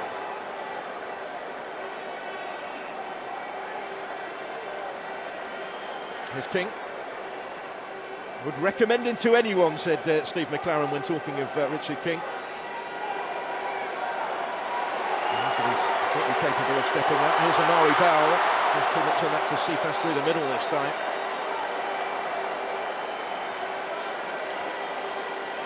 Plenty who might perhaps be hoping to put themselves in the shop window at this competition. And also playing for places with the competitive internationals to come. Busy summer ahead for Jamaica. There's back-to-back World Cup qualifiers over the next week or so. And then the Gold Cup in the USA.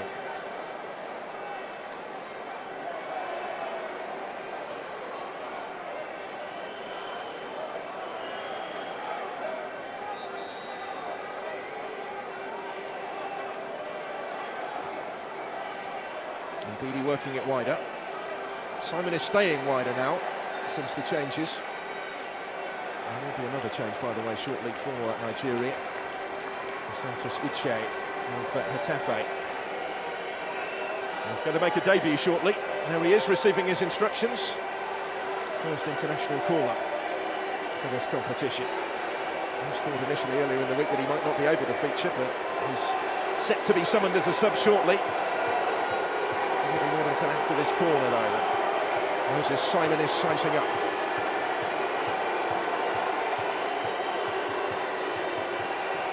Started the scoring. Sends that in too close to the goalkeeper, who almost lost it for a moment. He was able to react in time, take it away in the end from Cyril Dessers. That looked relatively routine until that moment for Shakan Davis. He collected it and then lost it briefly.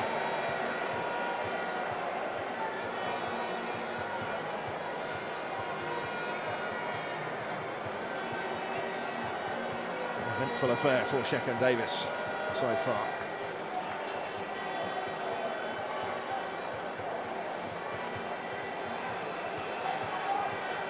Chukwueze.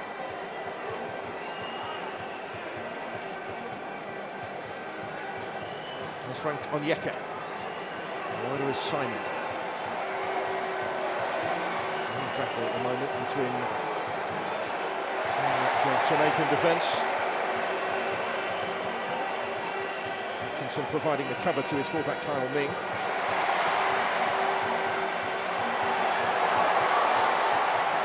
And again under pressure this time.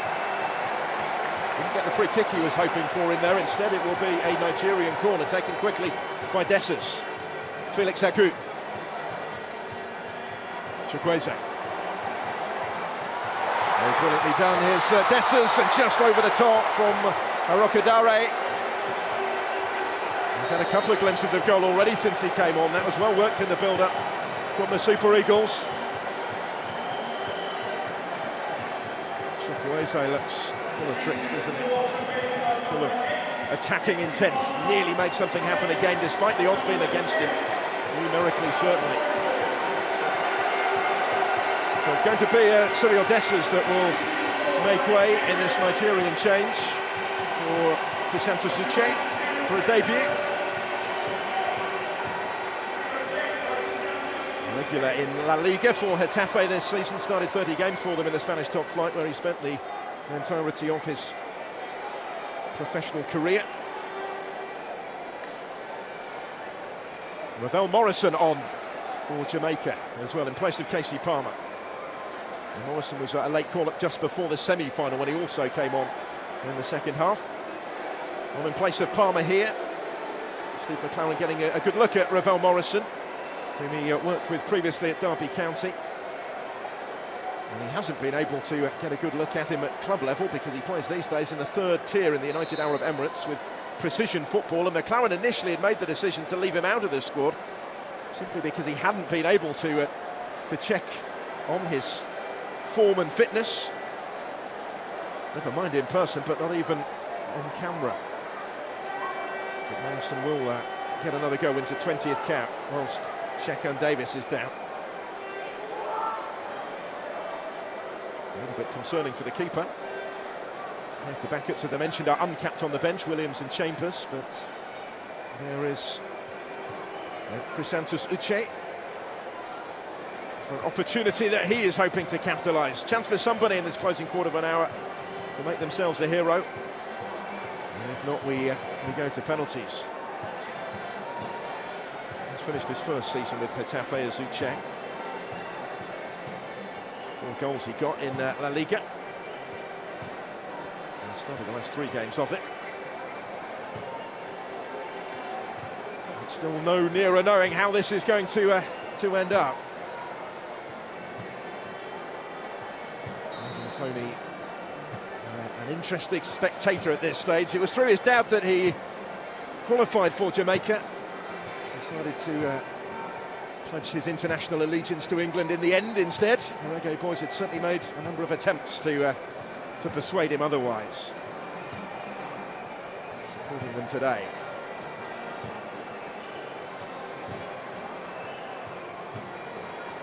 Were winners in the third place playoff earlier against Trinidad and Tobago. No comprehensive victors in that particular Afro-Caribbean clash, but this one so much closer.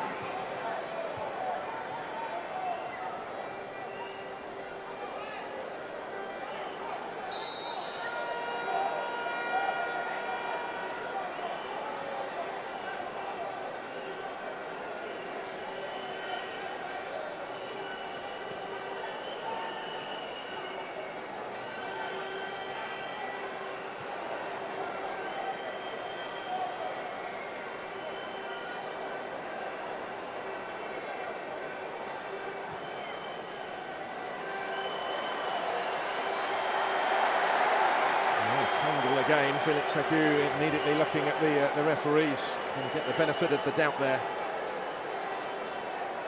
against Atkinson.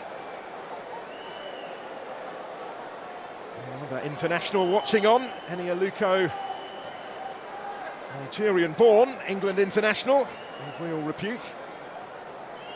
So neither side short of support in this final, that is for sure. That's a good ball. Kadare forced a little wider than he might have wanted. Simon in support. And Yeki was calling for it, but it's still with Moses Simon. Too deep for Chukwueze.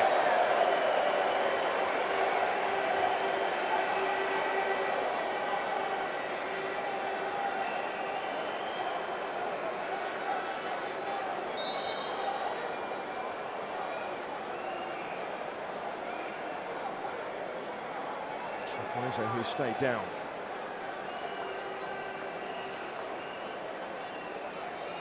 He's the one that put Nigeria in front for the second half. And the second time, the first time in the second half.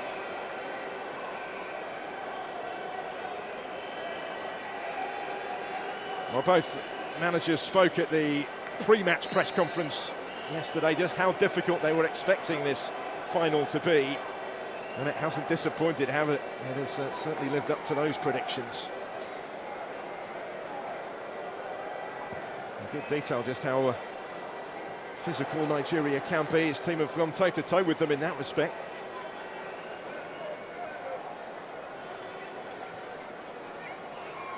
And it might be as much about mental strength at the end and determining who ultimately will prevail.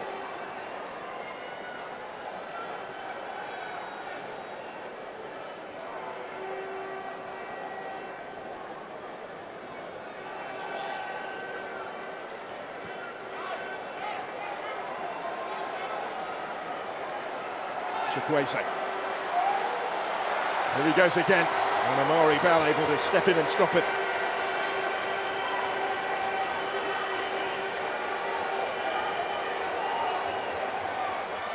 Taken quickly. Ismaila and Chukwueze combine. Ismaila sends in the cross. It's going to be cleared as far as Samuel Chukwueze. And again that he has had. And then awkwardly from Ndidi, another corner to come. Nigeria just wrestling back the authority a little bit. They're in the ascendancy again at the moment.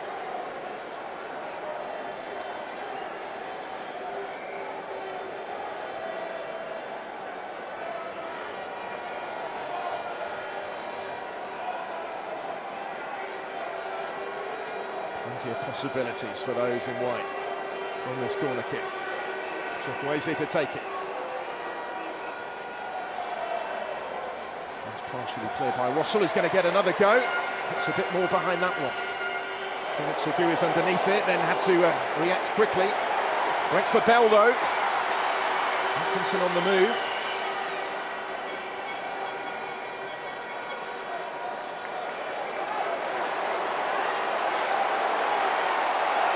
It's another strong surge.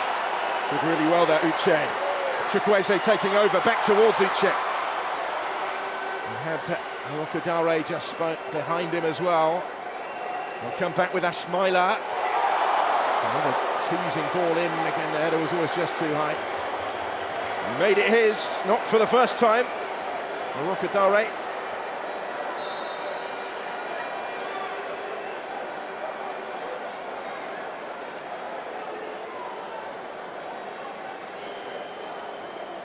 Starting to provide the service, isn't he, from right back? Sadiq Ismaila.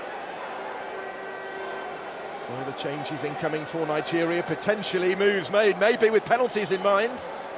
We're going to bring on Kelechi Iheanacho here, and Bruno Onyemaechi as well, but Jamaica will make their move first. John Russell, who scored the second equaliser, is being replaced by Warner Brown. There's another late arrival to this squad. He wasn't available on Tuesday either. Made his way over from Jamaica, where he plays with the Arnott Gardens club. It's his fourth cap. Scored on his last one against St Vincent and the Grenadines in March. He's on.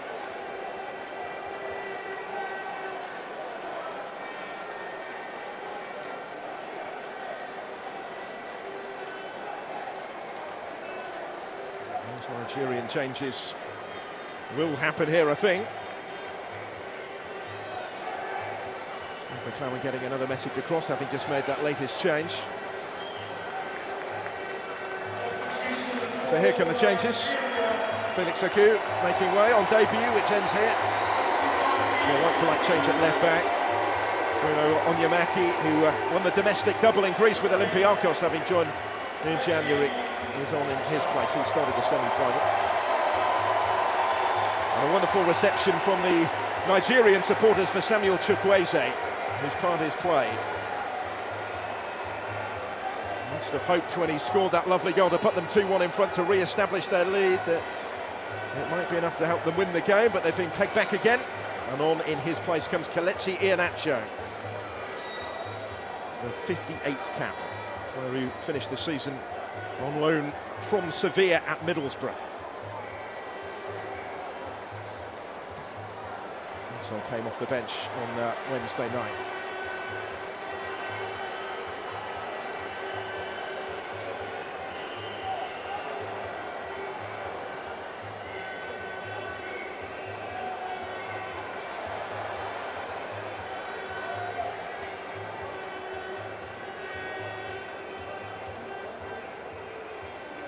Coming on at this juncture know that they may well be involved potentially in a penalty shootout, although Jamaica left it much later in midweek to win it without, and they scored from the spot in stoppage time.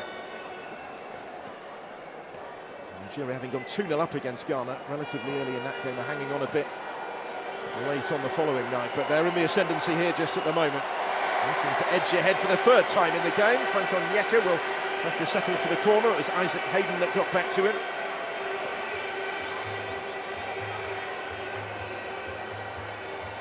He plays at Premier League clubs who may well be moving on in the summer. Hayden ended last season on loan at Portsmouth from Newcastle. And he made his Jamaican debut back in November in the CONCACAF Nations League against the USA. Onyemachi here. He's able to deliver that one. Followed up by Davis.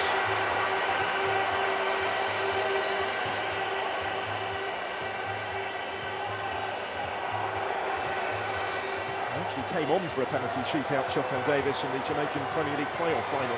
Right at the end of extra time he was summoned, but ultimately his Mount Pleasant side were beaten. And spot kicks by Cavalier. For the fourth time in their history. A significant proportion of domestic-based players included in these Unity Cup squads by both managers.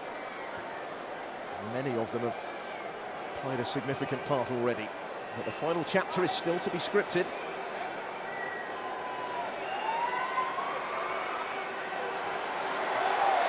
Someone coming under pressure. Just not quite able to fashion a way through from there. Good defending. So we deny Warner Brown. May well have played had he been available on Tuesday, said Steve McLaren. He gave him his debut in February in that friendly with Trinidad and Tobago.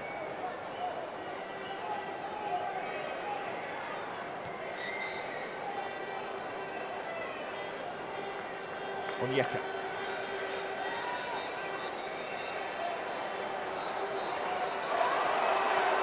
Simon. We have both Uche and Rokodare calling forward in the penalty area. It didn't get that far. Richard King playing a part in preventing it from doing so. Onyemachi. Such a successful half-season with Olympiacos. Decent distance on the throw. But, straight through it goes in the end into the gloves of the goalkeeper.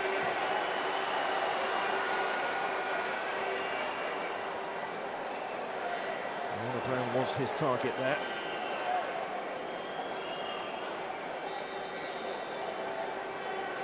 And his way to the conclusion as well. Chris Shootout, former Ghanaian boss, who former side were winners earlier. And here's a star-studded audience at the G-Tech Community Stadium today. It's a competition that has piqued the interest, certainly, in this part of the world. Good effort. Iheanacho's first involvement, really, but Davis dealt with it.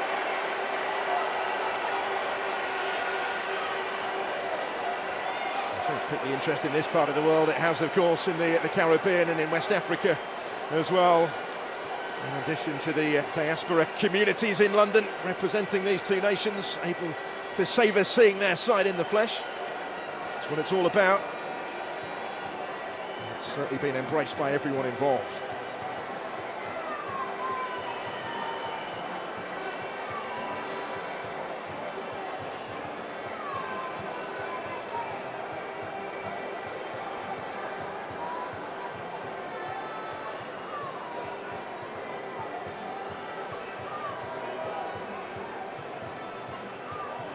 Looks like Benjamin Frederick is going the distance. Uche was able to reach it first, but it was too far in front of Moses Simon. Davis has been kept busy, but most of his work in the second half has been relatively routine, beaten of course by the Chukwueze effort. And they still have a big part to play if it does get as far as penalties. No extra time, it will go straight to the shootout at its level after the 90.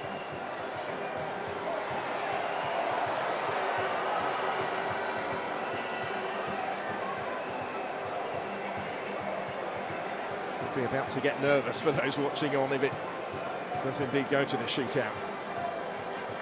Jamaica scored 2 penalties in the 90 minutes against Trinidad and Tobago. Contrasting fashion on Tuesday. They may well back themselves. They'd be the happier, I think, if it ended this way. Give themselves a shot from the spot. Nigeria trying to force the issue. The more likely maybe in the last now of the 90 minutes, but being kept at bay just at the moment. Iheanacho, forward by Ogbu. There's Onyeka. We'll get it back again from Kelechi Iheanacho. And Yamaichi is wider. Kadari was his target. Wilfred Ndidi! Not quite. Would have been an unlikely match winner from there with Wilfred Ndidi, but he didn't miss by much. Reminder, he's never scored in those 64 previous caps. Only goal this season came for Leicester City against Tranmere Rovers in the second round of England's League Cup competition. He was just missing that far post.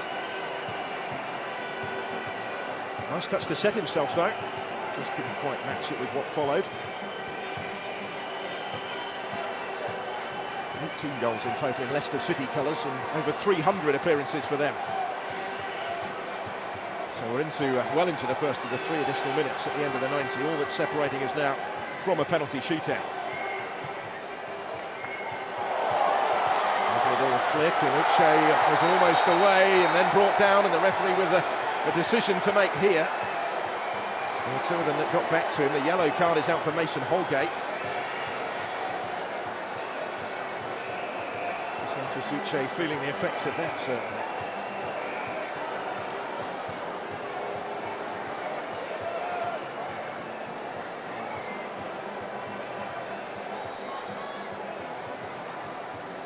Booking was for the earlier one, actually. Holgate on Arakadare. And they doubled up on Uche. The caution was for the first one for Mason Holgate. There is confirmation of it midway through stoppage time, although this will only extend the drama a little further yet before we get to the shootout.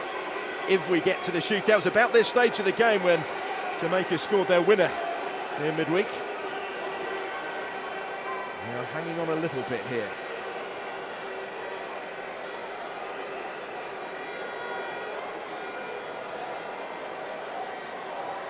Nigeria, the only nation that have previously lifted the Unity Cup. They beat Jamaica in a one-off game when it was first played in 2002 at Loftus Road. They won it again 2 years later at the Valley. It hasn't been staged since until this year.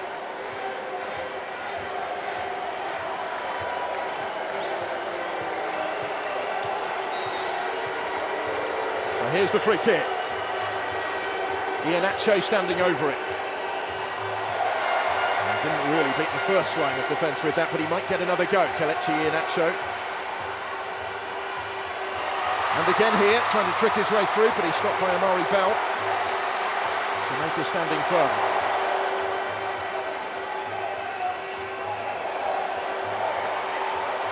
And it works loose for Warner Brown. Couldn't quite make anything of that. And with the 3 additional minutes played, there goes the whistle. They can't be separated, and it will take a penalty shootout to do so. And to determine who will lift the Unity Cup at the end of this, we're still no nearer knowing. Twice Nigeria got themselves in front in this final. Twice Jamaica battled back. It was Moses Simon, the skipper, that started the scoring just 10 minutes in. That was a lead that lasted less than 2 minutes before Kaheem Dixon's goal. Nigeria resumed authority in the second half, got themselves back in front again with an excellent strike from Samuel Chukwueze. But again, it wasn't enough. Russell, who levelled it after some fine play from Cephas, he set up both of them. But it is that goal from Jonathan Russell, the second of his country's colours, that has ultimately taken this the distance, that has set up the penalty shootout. And Jamaica, who scored twice from the spot in the semi-final, may well fancy their chances now of going on and lifting the trophy. They've certainly played their part in an entertaining spectacle. The Reggae Boyz showing real resilience to twice battle back, and to take this the distance, to the frustration of Eric Schell, whose side finished in the ascendancy but couldn't find that finish for a third time to get themselves back ahead again. Chukwueze may be the standout for the Super Eagles, but he was taken off before the end of the 90, will play no part in the penalties that will come. Full time after 90 minutes, all square. Jamaica 2, Nigeria 2.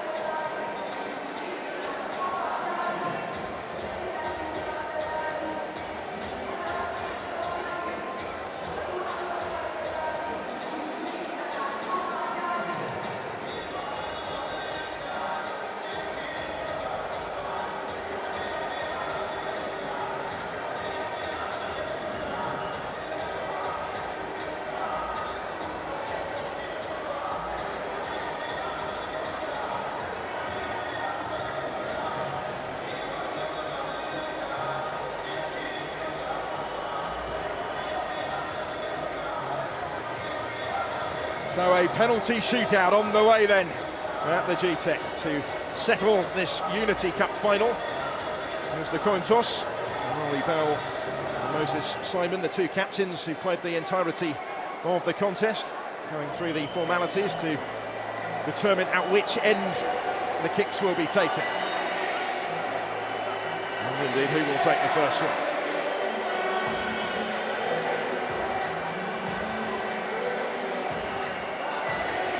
Well, both these nations are hoping to go on and qualify for next year's World Cup. They both still have plenty to do in that, but occasions such as this will help with those preparations, perhaps. It has the feeling of a championship, doesn't it? There is silverware at stake, of course, at the end of this. Well, we're still no nearer knowing which of them will be lifting that Unity Cup. But it's an eventuality, I'm sure, that both have prepared for. Steve McLaren was busy issuing the instructions, determining the order in which his players will take the penalties. We saw two really contrasting spot kicks from them in the semi-final. A Panenka from Palmer and a powerful one into the top corner from Richard King, who is still out there and will take one. I'm sure he did in that Premier League playoff final just 8 days ago, as he finished on the winning side for Cavalier. He stepped up actually and took the first kick in that particular shootout. We're passing on the instructions as well to the two goalkeepers, Stanley Wabali and Shekan Davis, who came on to face those penalties when that domestic finally replaced Tafari Chambers, who played 120 minutes. And it's a change that ultimately proved in vain. Davis will hope for rather greater success tonight.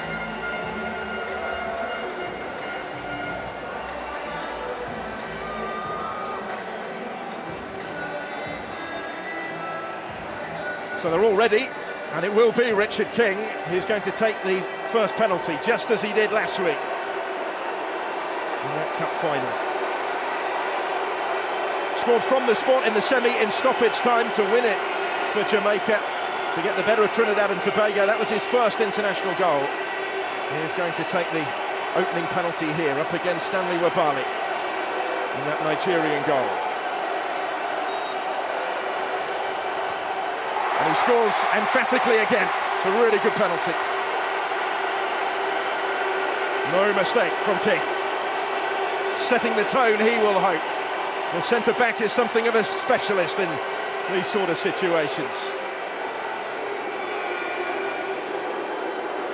Didn't give himself a lot of margin for error with where he put it, but ultimately it was perfect. He's scored a penalty or two down the years, hasn't he? Ivan Toney watching on. So first up for Nigeria here will be their substitute Kelechi Iheanacho. Hasn't been on too long. Iheanacho also scores. Went the same way. Again, the goalkeeper went the other way. And it's all square in the shootout. I enjoyed that one.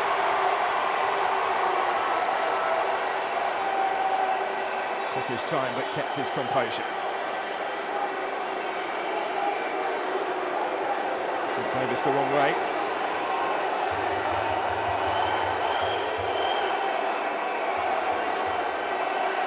So Isaac Hayden next up. Sent forward by Steve McLaren to take their second penalty.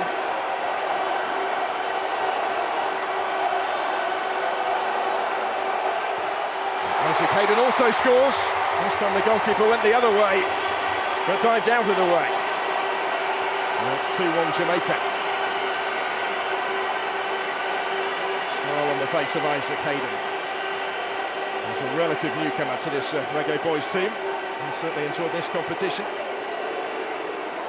Both the games. So Moses Simon, who started the scoring today, Nigeria's most experienced international on the field, is going to step up to take the next one. Must have thought when he put his team in front 10 minutes into the game that it might have been a much more straightforward evening than it's developed into. There was a little bit of pressure on his penalty.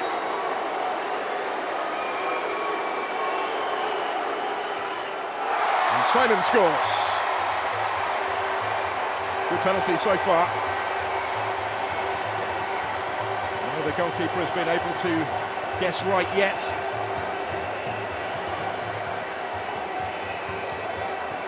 Slow and steady run up. And also into the corner for 2-2.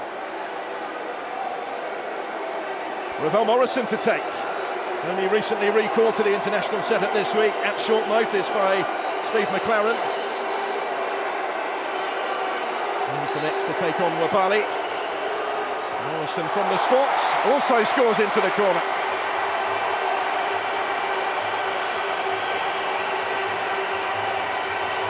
They remain perfect so far. This time the goalkeeper did go the right way, but he couldn't get to it. Had to be right into the corner. I thought because he'd gone the right way that he might have got to that, but it was excellent from Ravel Morrison. His part is played. Arokadare next up. Wonderful season he's had in front of goal in Belgium with Genk. Scored 21 times in their top flight. He's over the next one. And also scores in off the post this time. Well, again, nobody leaving much margin for error, but nobody making an error so far.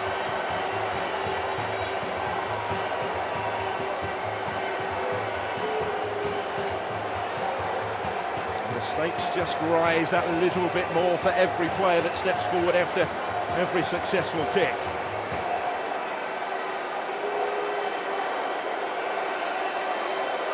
Dwayne Atkinson. Now he was a title winner with Cavalier in that penalty shootout last week. In for just his fourth cap today, taking their fourth penalty.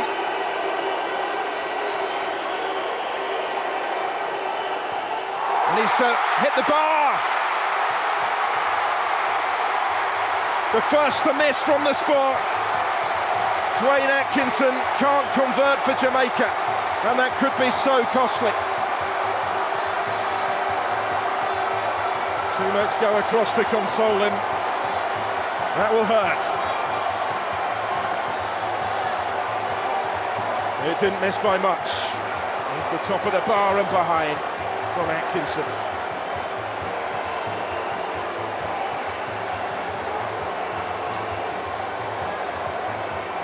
He was taken off before that penalty shootout last week in the Jamaican Premier League.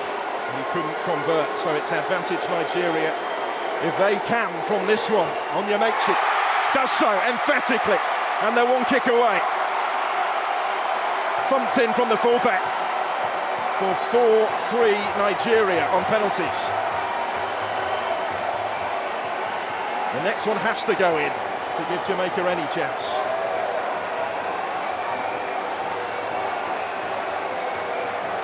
See how much it means, can't you? Roar of relief as much as anything may be. The captain to assume responsibility for this. Amari Bell has to score, or the Reggae Boyz are beaten. Spoke this week about the great honour of being afforded that captain's armband. Can he keep them in contention in the penalty shootout?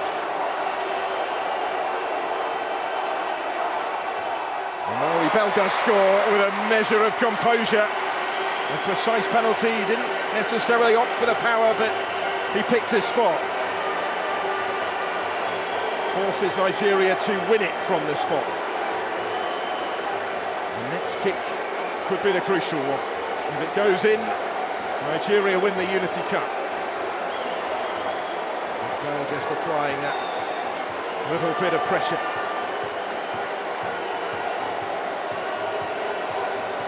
Played his part, but there is no more now that they can do. Unless this doesn't go in. Christantos Uche on his international debut is the one who places down the potentially decisive penalty. Pressure on his shoulders, certainly. Mr. Win It. Uche does score, and Nigeria win the Unity Cup. On debut, he scores from the spot to settle the shootout. And the Super Eagles have done it. They've done it the hard way, but they have the trophy. Still, there's never been any other name on the Unity Cup. 21 years since it was last staged in England's capital. They've kept hold of it. They've needed the penalty shootout to do so. 5 successful kicks from 5. Ultimately, Dwayne Atkinson was the only one who couldn't convert. And Jamaica finally are beaten in a final when they never knew that they were beaten, when they twice came back from behind in the 90 minutes to take this the distance. But it's Nigeria who celebrate, Nigeria who will lift the silverware shortly. Nigeria who kept their nerve from the spot. And they did so brilliantly, really, all 5 of them. No kiss of the ball. Lengthy run-up and a fine finish. Some way to mark his international debut. Competition in which he wasn't necessarily expected to feature. He has ultimately had the final decisive say. So many others, though, that have played their part in what went before. The Unity Cup competition that has averaged 4 goals a game right the way through. McLaren's side set up this final by scoring from the spot in stoppage time in the semi to get the better of the All-Caribbean contest with Trinidad and Tobago, and how they have represented their nation, their people, with the performance that they put in this final. There is real pride as the efforts of those players are acknowledged by those in the stands. Pride has been a theme running throughout this Unity Cup, both on and off the pitch. And there's plenty of it on display at the conclusion here. They came so close. They came within a penalty of lifting the trophy against higher-ranked opponents. Against the odds, they kept battling back. 20 places they're ranked below Nigeria in those FIFA rankings. Twice they trailed in the game. But ultimately, just that one penalty between them.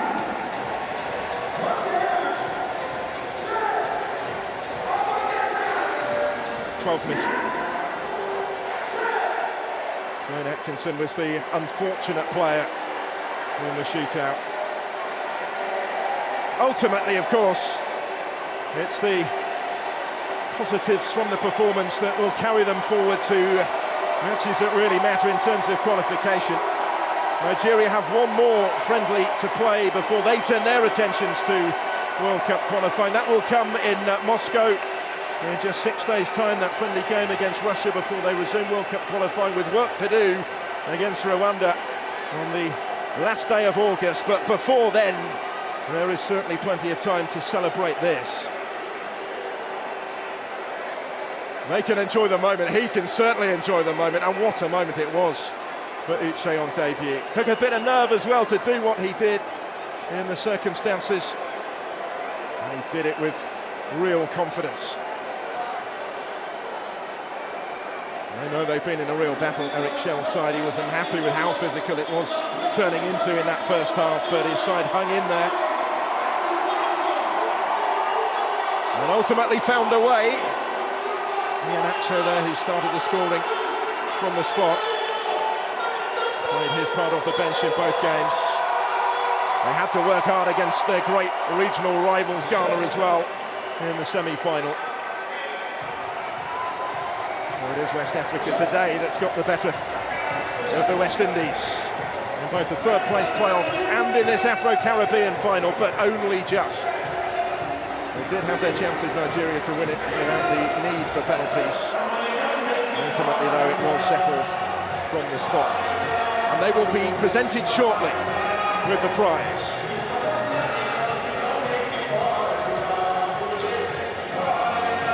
Great moment, though, for the supporters to share in, as it will be when they see their team lift the trophy shortly as well. But Nigeria have won it on penalties, 5-4 from the spot, after the Unity Cup final had finished all square. Jamaica 2, Nigeria 2, but it's Nigeria's trophy.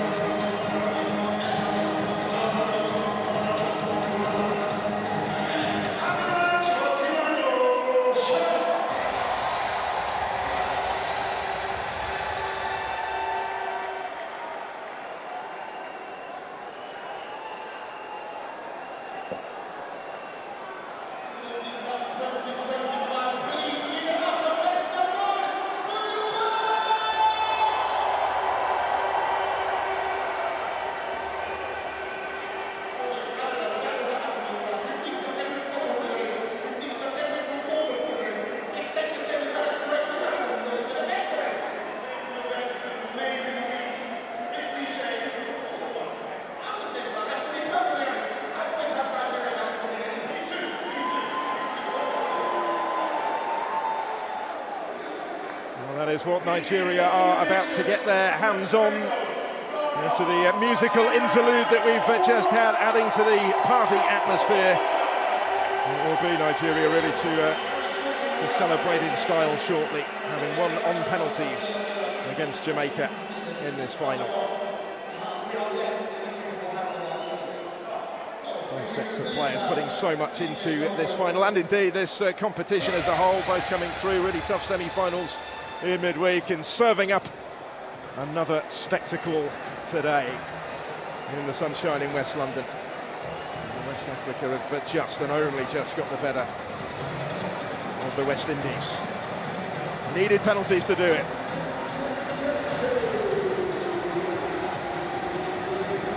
Well, this was the final in a one-off game when the Unity Cup was first staged at Loftus Road, not too far from here. In 2002, it was a three-team tournament. 2 years later, they both contested it again along with the Republic of Ireland. Nigeria won that one as well. And now 21 years on, they have done so again. But only just. Two managers still in the relative infancy in terms of their tenures. We'll take positives from the performances this week in this competition into some crucial qualifiers to come. Nigeria not back in competitive action until the autumn. Those 4 remaining World Cup qualifiers, they have work to do. They're only 4th in their group after the first 6 fixtures, with only the top team guaranteed to go straight through to next year's World Cup. Runners-up spot will go into a potential playoff. Harbouring hopes of qualifying in CONCACAF as well before then. They have a Gold Cup to contest this summer, games against Guatemala, Guadeloupe and Panama in the USA. Those group stage matches from the middle of next month onwards. Just short of lifting a trophy today.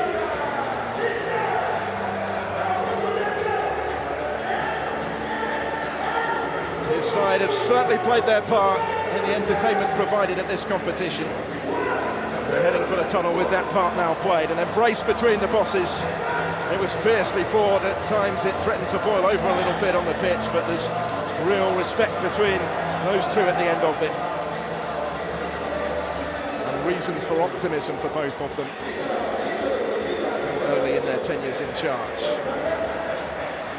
Well, they've learnt a lot about players he perhaps didn't know quite so much about, and the competitive environment that the Unity Cup has provided, just unable in the end to get their hands on the trophy. They will vacate the scene and leave that for Nigeria to really start their celebrations. Although this has been a footballing celebration throughout the course of the week, and certainly on finals day. Carnival atmosphere throughout. Kind of food festival, we've had a music concert in between the 2 games, a post-match performance as well, and now the prize will be handed out. We'll wait for those in white to get their hands on it. They were taking the distance today before doing so a few more minutes will matter not. But the phone's out making the memories. A number of these players remember featuring for the first time for their nations. Benjamin Frederick of Brentford B made his international debut today, played the full game, having only just been called up to the squad after the semi-final, and certainly impressed.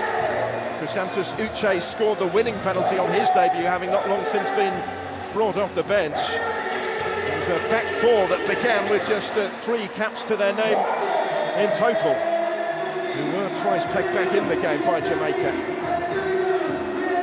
Ultimately got themselves over the line thanks to 5 perfect penalties. And they are affording the chance for these celebrations to be shared in. It's Kelechi Iheanacho for the opening penalty.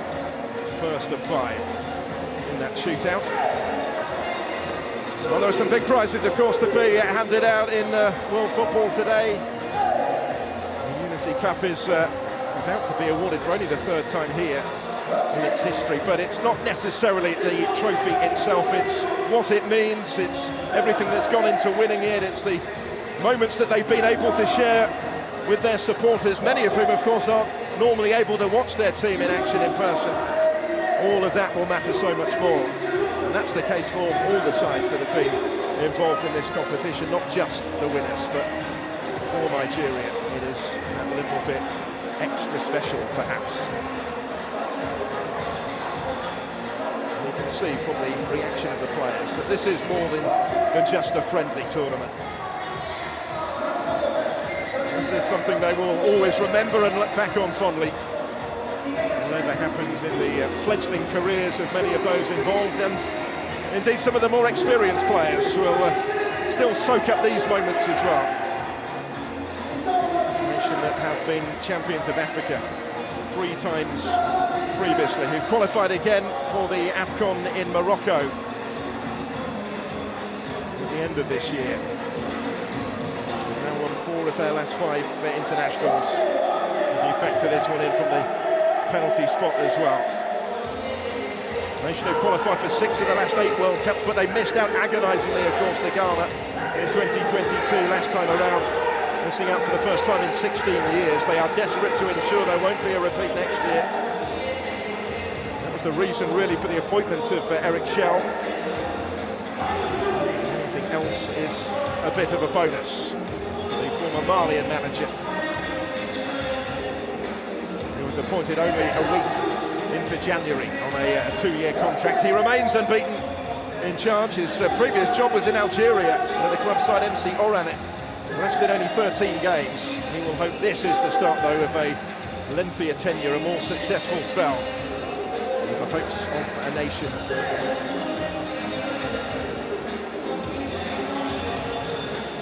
Previous full-time manager Benini George, a player of real repute for the Super Eagles, left last summer after just 2 games in charge. The technical director, Augustin Eguivan, steadied the ship and took over late last year before the appointment of Eric Schell. He's about to watch his team lift the trophy already. I hope it will provide them with the momentum going forward into those World Cup qualifiers, and indeed later in the year at the AFCON.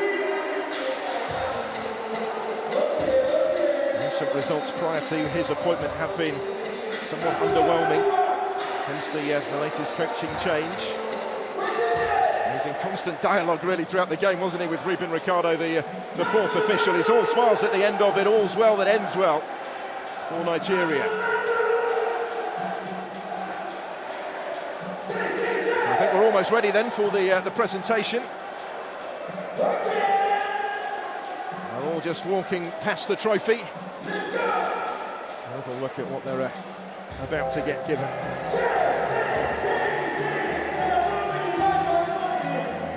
Committee made up of representatives from all the nations involved and the organisers of this competition, which has been a resounding success, I think it's fair to say, on and off the field.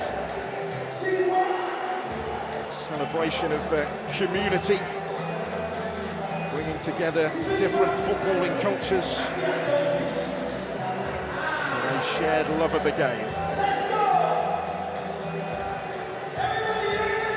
Real losers at the Unity Cup, but we do have winners in Nigeria.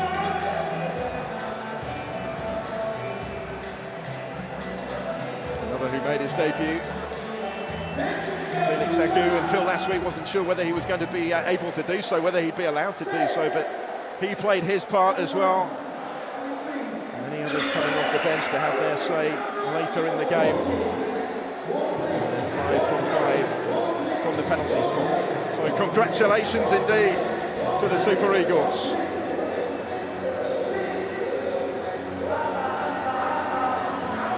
He's still got a bit of organising to do, hasn't he, Eric Schell, before his players come up.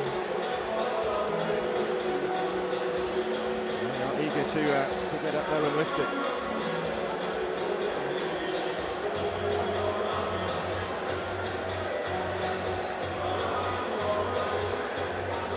Satisfaction at the end of what at times was an awkward evening for his team.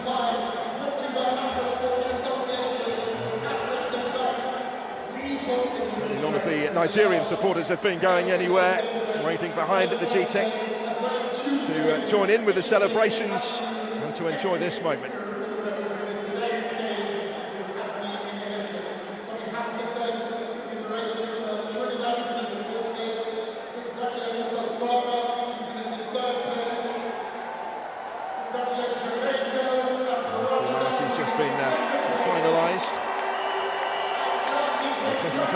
party being addressed. And they wait.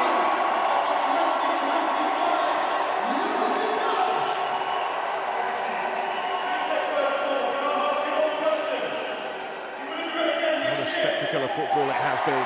Those are the sentiments I think being shared just at the moment.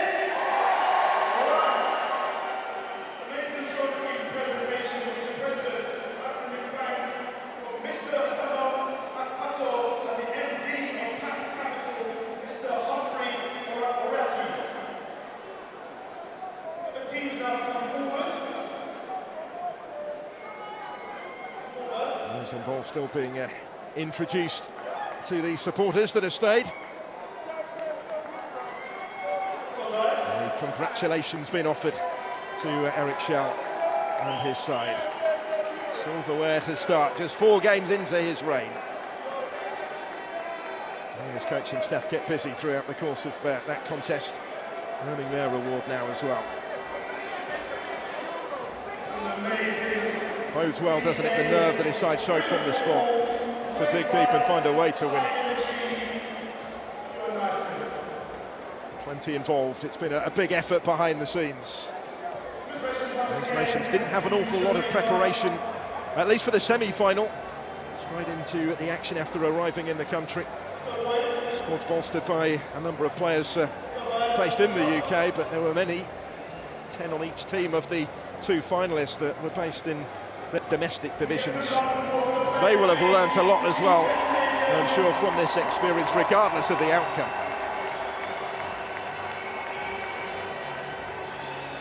For many of the Super Eagles, just a taste of international action to whet the appetite. There's not always a trophy at the end of it, but they can enjoy today. Makes it that little bit extra special, doesn't it, for those in particular that have made their debut today.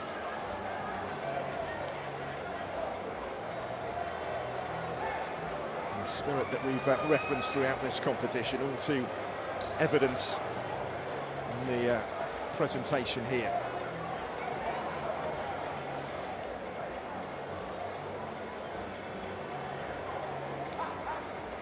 Nothing was handed out to anybody here. They've had to work for it. They've had to really dig deep. And that is their reward.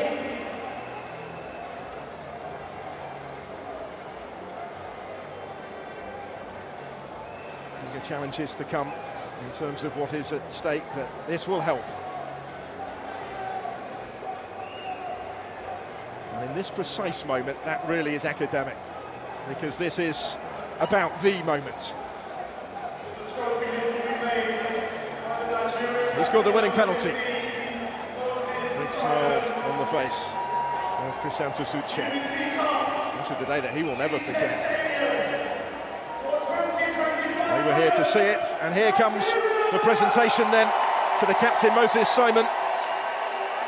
Has the trophy in his hands. They are still the only team victorious in the Unity Cup. They won the earlier iterations in 2002 and 2004, and now 21 years on, Nigeria lift the Unity Cup again. Moses Simon determined that everybody will be involved in these celebrations. Has his hands on the silverware. They enjoy the moment. Unity Cup winners 2025. Nigeria needed penalties to see off Jamaica in a compelling contest in the final to get their hands on that. It has been exclusively their property. And a generation on, they lift it again. They are rightly determined to enjoy it. But Barley wasn't in the end required to save a penalty, was he? The only one that didn't end up in the net, hit the bar. Costly one from Dwayne Atkinson of Jamaica, but to single anybody out would be churlish. They played their part in taking this the distance. But Nigeria inch perfect from the penalty spot. All 5 kicks delivered with real composure, which is why they've been able to get their hands on this trophy. 80 games and a decade into his international career, and it will still mean so much to Moses Simon, particularly overseeing this success alongside so many of the newcomers, the younger players, in particular Benjamin Frederick. who came through Moses Simon's Academy back home in Kaduna. Together, they've lined up in the same team that has won the Unity Cup, and they are both part of this huge group effort that's delivered what they came here to do.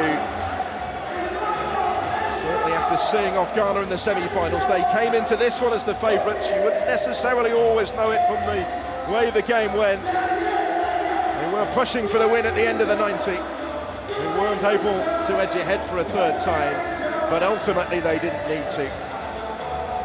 Eric Shell and his team will channel this positivity, this feel-good factor, I'm sure, in the games to come.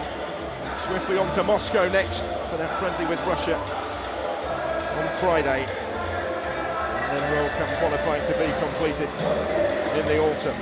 We go into those games with a trophy in the cabinet. There have been an intention to bring this Unity Cup back to the footballing calendar for a number of years. They were hopeful of doing it pre-COVID. It didn't happen because of that. It has happened now, and how everyone involved in it has enjoyed it.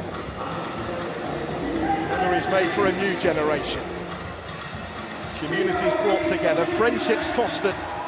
You wouldn't necessarily have known that from the way it was contested on the field, but that was all forgotten as soon as the whistle went. A successful shootout for Nigeria has sparked the celebrations that everyone is getting involved in.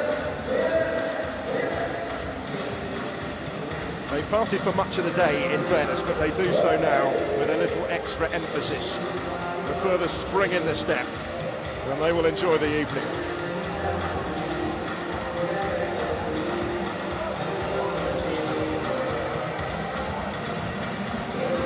Often that they get the chance to see their team lift the trophy. For many of the supporters in the stands, not often that they get to see their team in person.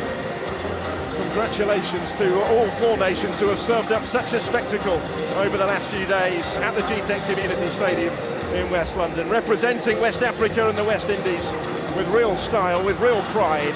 But extra congratulations at the end to Nigeria. We will leave you with scenes of their celebrations. Nigeria winners of the Unity Cup again. They take the trophy in 2025.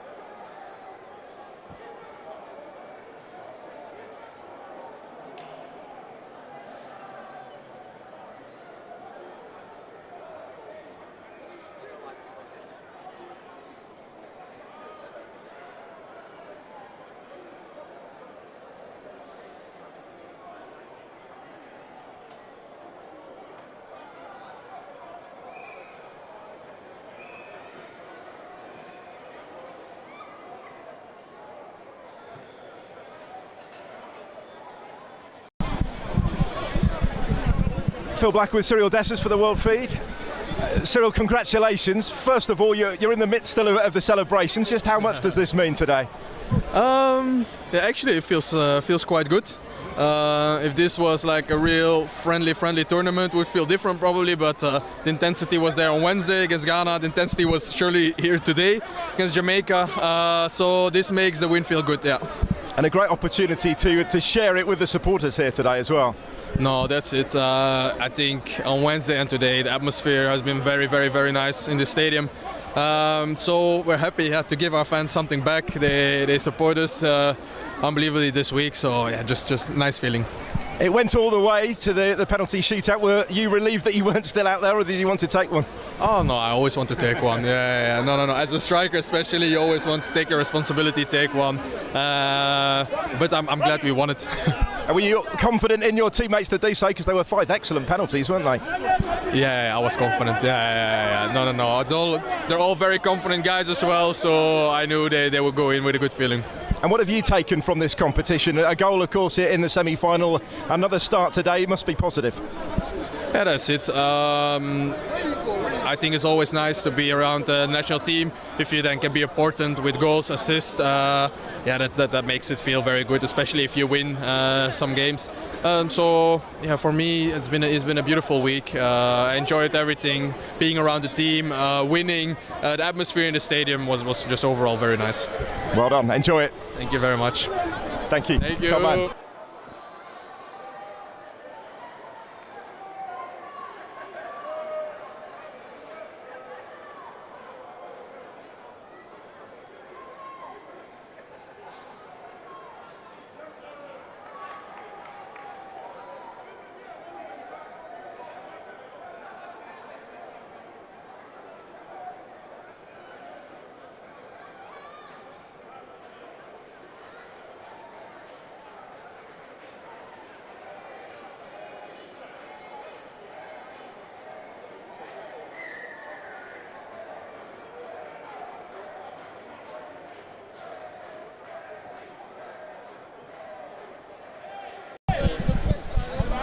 Phil Black with Cristanto Succe. Cristanto, congratulations. What a moment for you to come on, make your debut and score the winning penalty. It must be the stuff of dreams. Like, I don't know even what to say, because today is an opportunity for me in the national team and my debut. I'm really grateful to have this opportunity today, and I'm happy for all my teammates. Yeah. Did you know that you would be involved at some stage today, or were you just hoping that you would be? Yes, because yesterday the coach saw me and we talked. He said, "Am I ready?" I told him that I'm ready. That today I'm ready to play. If I could have got a minute, I will play because I'm ready. Yeah. So you come on for your debut. You're standing over the final penalty, knowing that if you score, you win the trophy. What was going through your mind at that point? My mind, I was calm. I told myself, let me calm down, because if I rush it, I might miss it. But I just calm down and take the right decision, and I hit the ball. Saw it in the net. There were some excellent penalties that had gone before you, weren't they? Did that sort of set the standard, put the pressure on? Yes, football, a lot of pressure, but you yourself, you calm it down. If you want pressure to come to you, pressure will come to you. But if you don't want it, it will not come to you. Yeah. And now you get to enjoy these moments with your supporters as well. Just how much does it mean to be involved in something like this? Like, it's what I've been praying for, to be in the national team, to play for my country. And today, it was all amazing. And I feel very good with them. Yeah. Everything you dreamed of and more, maybe, and I'm sure. And I guess now the aim is for much more to come. This is only the start. Sure. Definitely. Sure. Well, congratulations today. I'll let you go and enjoy it. Thanks. Thank you.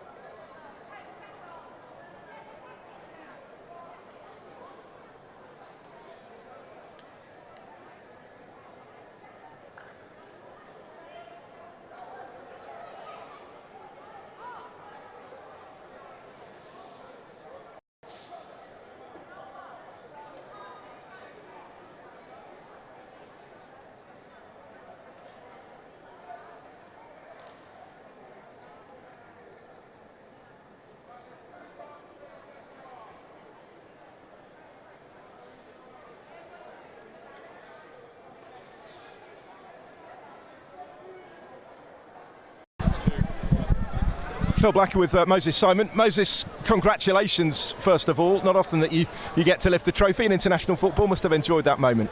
Yeah, of course. Every trophy is a trophy. So it's most important thing. We won the game and we have the trophy. And for me, it's a good thing for us. You had to do it the hard way in the end on penalties, having twice led. Did you feel when you scored, just 10 minutes into the game, that it might have been a slightly different occasion? Actually, we feel we're going to win from the beginning of the game, but we know it will be difficult. But we just need to keep going. Having twice led and seen Jamaica come back, did that sort of add to the determination in the penalty shootout to get it done? Actually, yes. Penalty shootout is a game of luck, but we have a good team. We have a good players that are confident to shoot the penalty, so we believe in them, and they actually favor us, so it's a good idea. A lot of young players in this team, many of them making their debuts or with a couple of caps to their name. You were at the other sort of end of the experience spectrum as a leader in this team, as the captain. How much satisfaction do you take from seeing this young group of players win with you? Actually, it was really, for me, it's really good because I start like them. I started when I was 19. So see young players coming up and with the manager encouraging them to show their talent, to prove it, and to give them confidence so they can play and show their talent. So for me, it's really good. I think back of my own when I was young. So of course, if you don't have a manager that can believe in you, it's difficult. And we have one that can believe in the young players, which is really good for Nigerian football. And one of the young players making his debut today, Benjamin Fredericks, plays here at Brentford. I think came through your academy back home. That must fill you with a source of real pride. Of course, it was a tear of joy. Seeing the boy from the academy playing for the national team. Now he's not a boy anymore. He's my teammate. So I'm really glad he's here, and I keep pushing him. You have to keep going. I think he can do better. Did you have any words of advice from him before the game? Yes, of course. I had some. I told him some stuff, some key roles. He just need to believe in himself, and for the manager to put you in, shows the manager believe in you. So do your thing as you used to do, and beside I'm close to you. So. And did it make it extra satisfying that he came in for his debut in the same side as yourself? Yes, actually, it's a final, and he shows himself. He didn't lose a lot of balls, and everyone is part of him, and even the manager, especially the teammates, they are talking about him. So it's really good, especially for me and him and his whole family. And you will all enjoy the moment, I'm sure, tonight. Well done. Of course, thank you. Top stuff. Thanks. Thank you very much.